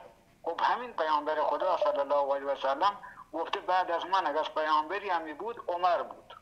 خب این بالاتره دیگه از هارون امت. هارون که درست به پیامبری نرسیده بود و جانشین حضرت موسی هم نشده بود. این فضائلی دیگری. و در مورد خلافت هم جانشینی نماز ابوبکر صدیق اعلام کرد پیامبر خدا و گفت که الله و مؤمنان غیر از ابوبکر را نمیپذیرم. علی هم همونجا بود و بقیه عباس بقیه دیگر هم اونجا بودن ولی برای اونا نگفت. درست. استاد خیلی چیزا رو یاد کرده بودم ولی انقدر تماسا شلوغ بود تون گرفتم همه رو فراموش کردم. الله مطالب ستون کنه. من نخواستم زیاد رو حرفای ایشون یعنی صحبت بکنم چون وقت زیادی رو ایشون صحبت کردن. همه آنچه که در مورد فضائل فرموده شما ذکر میشه، انت منی به منزلت هارون من موسی، تو برای من همان منزلتی رو داری که هارون برای موسی داشت. خب در کجای این روایت امامت ثابت است؟ در کجای این روایت؟ بعدش هم همین روایت رو ما در کتبمون در بخاری و مسلم و ترمذی و نسائی ابو داود ما روایت کردیم. شما همین روایت رو از کتب ما دارید به رخ ما میکشید. امت اسلام همه از این امامت رو برداشت نکردن، شما برداشت کردید؟ جای تعجب است. و هر کدوم از این روایت ها یک واقعی خاصی رو برای ما بیان میکنه. مثلا پیامبر صلی الله علیه وسلم به یکی از غزوات میرفتن، حضرت علی رو در جای خودشون در مدینه به عنوان به اصطلاح جانشین خودشون تعیین کردن. در مدینه همه مردها برای جهاد رفته بودن. یا حضرت علی وقتی که پیامبر با لشکرش از شهر خارج شد، حضرت علی دید که غیر از بیوه زنا و پیر زنا و کودکان کسی دیگری در مدینه نمانده. شمشیرش رو گرفت اومد گفت یا رسول الله چیکار کردی با من؟ منو با زن و بچه‌های پیرا تو شهر گذاشتی، خودتون دارید میری جهاد. پیامبر صلی الله علیه و سلم خطاب به سیدنا علی میفرمایند که انت به منزلت هارون من موسی، انت یعنی تو برای من همان منزلتی رو داری که هارون برای موسی، ولکن بعد از من پیامبری نیست. اینجا چی میکنه؟ قضیه پیامبری و رسالت و نبوت رو نفی میکنه. پس رسول الله صلی الله علیه و آله و سلم به خاطر دلجویی از سیدنا علی این صحبت رو کردن و این رو ما روایت کردیم. بابا جان این رو ابوبکر و عمر و عثمان و طلحه و زبیر و ابوذر و صحابه پیامبر روایت کردن. اونا از این امامت رو نفهمیدن، شما فهمیدید. یعنی جای تعجب است. بعد همه این فضایلی رو که در مورد حضرت علی ما در کتبمون داریم در مورد صحابه دیگه هم داریم. پیامبر مثلا عطاب ابن اسید رو به عنوان جانشین خودشون در مکه تعیین کردن. اگر جانشین تعیین کردن به جای رسول الله صلی الله علیه و سلم در جایی به معنی امامت باشه، پس اونم باید ادعا بکنیم که اونم امام بوده از جانب الله سبحانه و تعالی. این موضوعاتی است که یعنی کمی با عقل و تفکر انسان بهش نگاه بکنه واقعیت ها رو میفهمه. عزیز یک قبل از برنامه پیامی فرستاده بودن در مورد سوال عجیبی کردن، شاید برای خیلی شما عزیزان این سوال مطرح باشه. اینکه بعضی در آلمان بعضی از عزیزان به این عقیده هستن که روح انسان‌ها که فوت کردن میان سر میزنن به خانوادهشون، خلاصه از فرزندانشون حال و احوالشون رو میگیرن و خلاصه در بین قوم و خویششون رفت آمد دارن اینها بعد از مرگ. ایشون سوال کرده بود که آیا این واقعیت داره یا نه. من قبل از اینکه بخوام از نگاه با دلایل قرآنی این رو پاسخ بدم، من فکر میکنم این عزیزانی که این فکر و تصور رو دارن شاید زیاد فیلم های هندی دیدن. متاسفانه در بین افغان‌ها زیاد دیدن فیلم هندی رایج بود قبلا، حالا شاید که کمی کمرنگ شده باشه. دهه 80 و 90 و تا سال 2010 یعنی دیگه هیچ خونه‌ای نبود و هیچ مهمانی و هیچ برنامه‌ای نبود که در اون مثلا فیلم هندی نباشه. سیطره کاملی داشت البته، یعنی بالیوود در هند و پاکستان و افغانستان و حتی به ایران هم سرایت کرده بود. و این اعتقادات بودایی ها و هندی ها و البته بعضی از شیعیان هم این اعتقاد رو دارن که روح برمیگرده. شیعیان اعتقاد به رجعت دارن، یعنی میگه که انسانایی که مردن دوباره برمیگردن. اما در پیش هندوها و بودایی‌ها و اینها اعتقاد بر این است که روح کسانی که مردن دوباره در بین انسان‌ها زندگی می‌کنن. حالا در فیلم‌های هندی شاید دیده باشید طرف مرده رفته، بعد بچهش در یک جایی مثلا میخواد یک مصیبت سرش بیاد، یک تصادفی یک چیزی بشه، بعد روح مادرش میاد و اون رو نجات میده و بعد از اینکه نجات داد بعد دوباره غیب میشه. اینا از بس که فیلم هندی دیدن فکر کردن که این یک واقعیته. در دین اسلام همچین چیزی وجود نداره دوستان عزیز. انسان که مرد روحش دوباره بر نمیگرده. به خاطر همین من بعضی از آیات قرآنی رو که در این مورد صحبت میکنه رو خدمت شما عزیزان نشون میدم. در اینجا در سوره انبیا آیه 95 الله سبحانه و تعالی دوستان اگر نشون بدن میفرماید که و حرام علی قریة اهلکناها انهم لا یرجعون، و ما مردم شهری رو که هلاک شدن، نابود شدن، از بین رفتن، محال است که آنها دوباره به دنیا برگردن. یعنی چه خودشون دوباره زنده بشن برگردن یا روحشون برگردن، این محال است. آیه دیگر، آیه‌ای که در سوره مائده است، آیه 116 که الله سبحانه و تعالی در اینجا بیان میکند که و اذ قال الله یا عیسی ابن مریم انت قلت للناس اتخذونی و امی الهین من دون الله. الله متعال در روز قیامت به عیسی میگه که عیسی ابن مریم علیه السلام که آیا تو به مردم گفتی که من را و مادرم را من دون الله خدا بگیرید؟ چون عیسوی‌ها میدونید الان میگن که عیسی علیه السلام خداست. فعیسی علیه السلام در جواب چی میگه؟ قال سبحانك ما يكون لي ان اقول ما ليس لي بحق.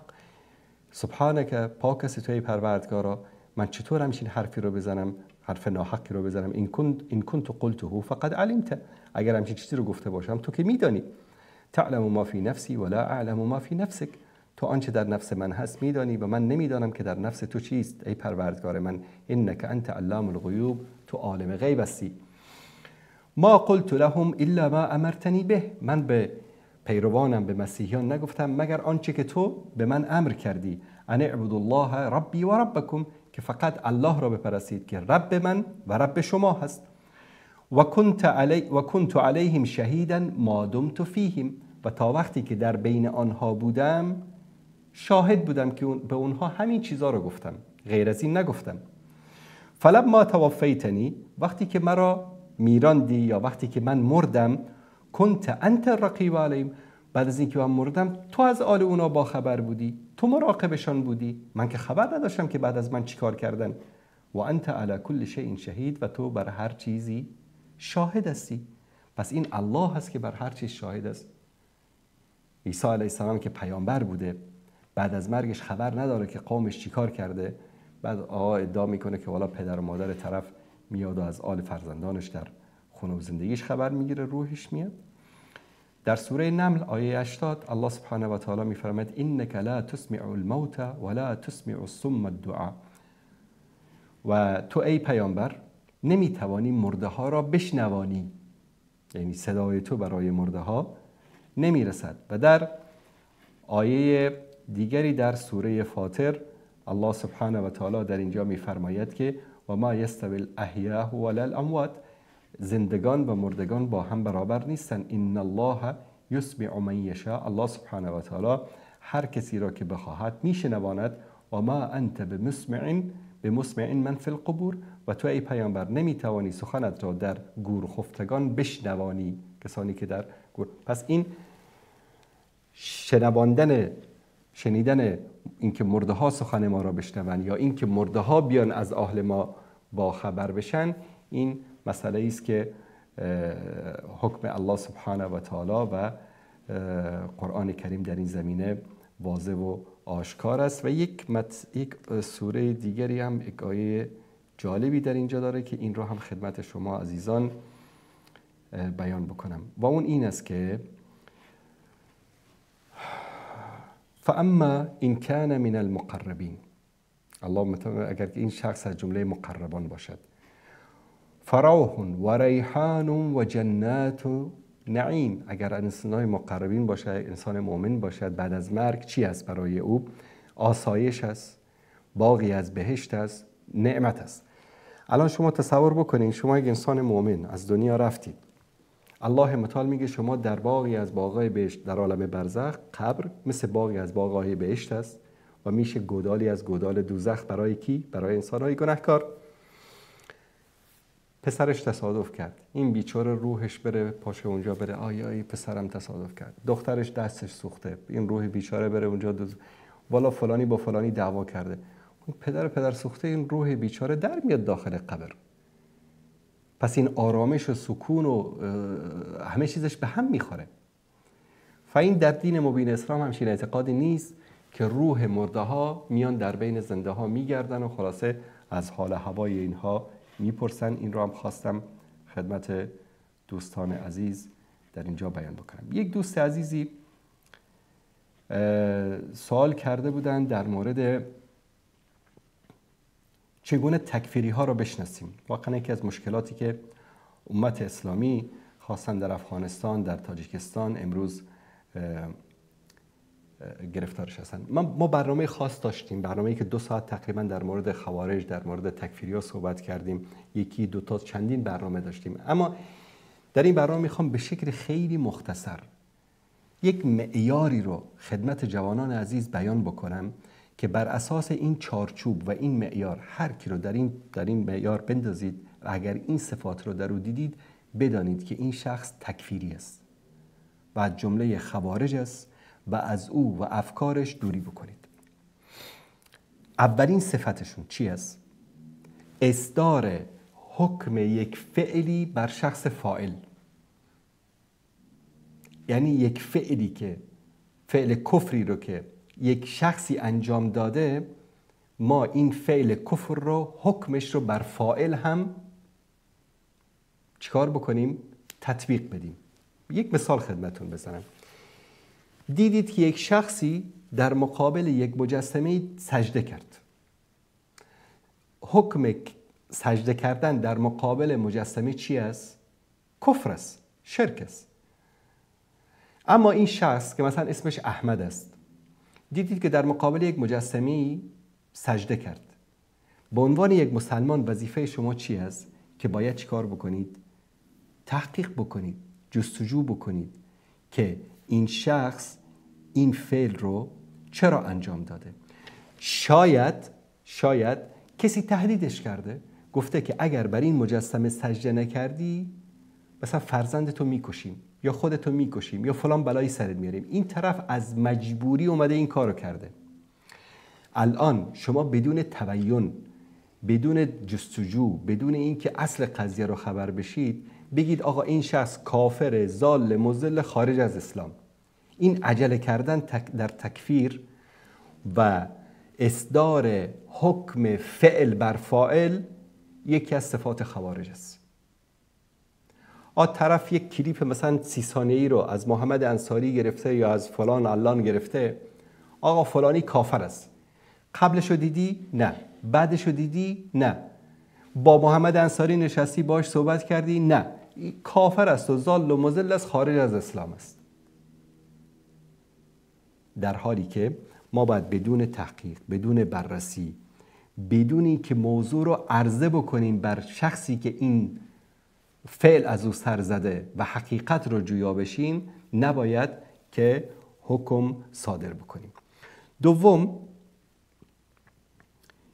بدون تأکید کردن و بدون اینکه شرایط تکفیر رو در نظر گرفتن، شرایط تکفیر، مثلا یک شخص اومد یک عملی انجام داد که عمل کفری است، وظیفه شما چی است؟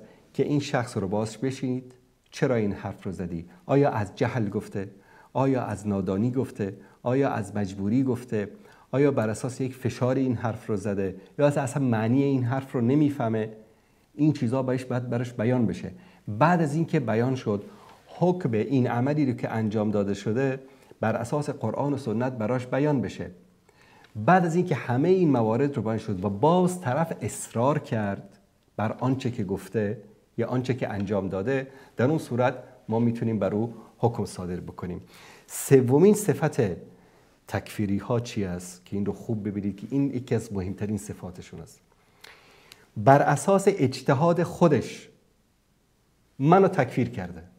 مثلا ابو محمد مدنی یا ابو فلان فلانی اومده گفته که محمد انصاری کافر است. اجتهادش است، به این نتیجه رسیده که آقا فلانی کافر است. و هر کسی که محمد انصاری رو کافر ندانه او هم کافر است. این یکی دیگر از صفات خوارج است، تکفیری ها، که یعنی آنچه که اجتهاد خودشان هست رو دیگران را بران ملزم کردن، در حالی که این اجتهاد تو است. تو فکر میکنه که فلانی کافر است، شاید برای شخص سوم طرف کافر نباشه. تو چرا اجتهاد خودت رو به زور میخوایی سر دیگران بقبولانی؟ آقا این اعتقاد من است که فلانی کافر است، اگر دیگران هم او را کافر ندانن اونا هم کافر هستن. این یکی دیگر از صفاتی است که خوارج این عصر، خاصتا این عصر و این زمان دارن، که الله سبحانه و تعالی از شر اینها ما و شما رو حفظ بکنه. خب دوستان عزیز، به پایان برنامه رسیدیم. تا فرصت دیگر و برنامه دیگر که باز هم با شما عزیزان در این برنامه خواهیم بود، همه‌تان را به پروردگار متعال می‌سپارم و صلی الله علی سیدنا و حبیبنا محمد و علی آله و صحبه اجمعین و السلام علیکم و رحمت الله و برکاته.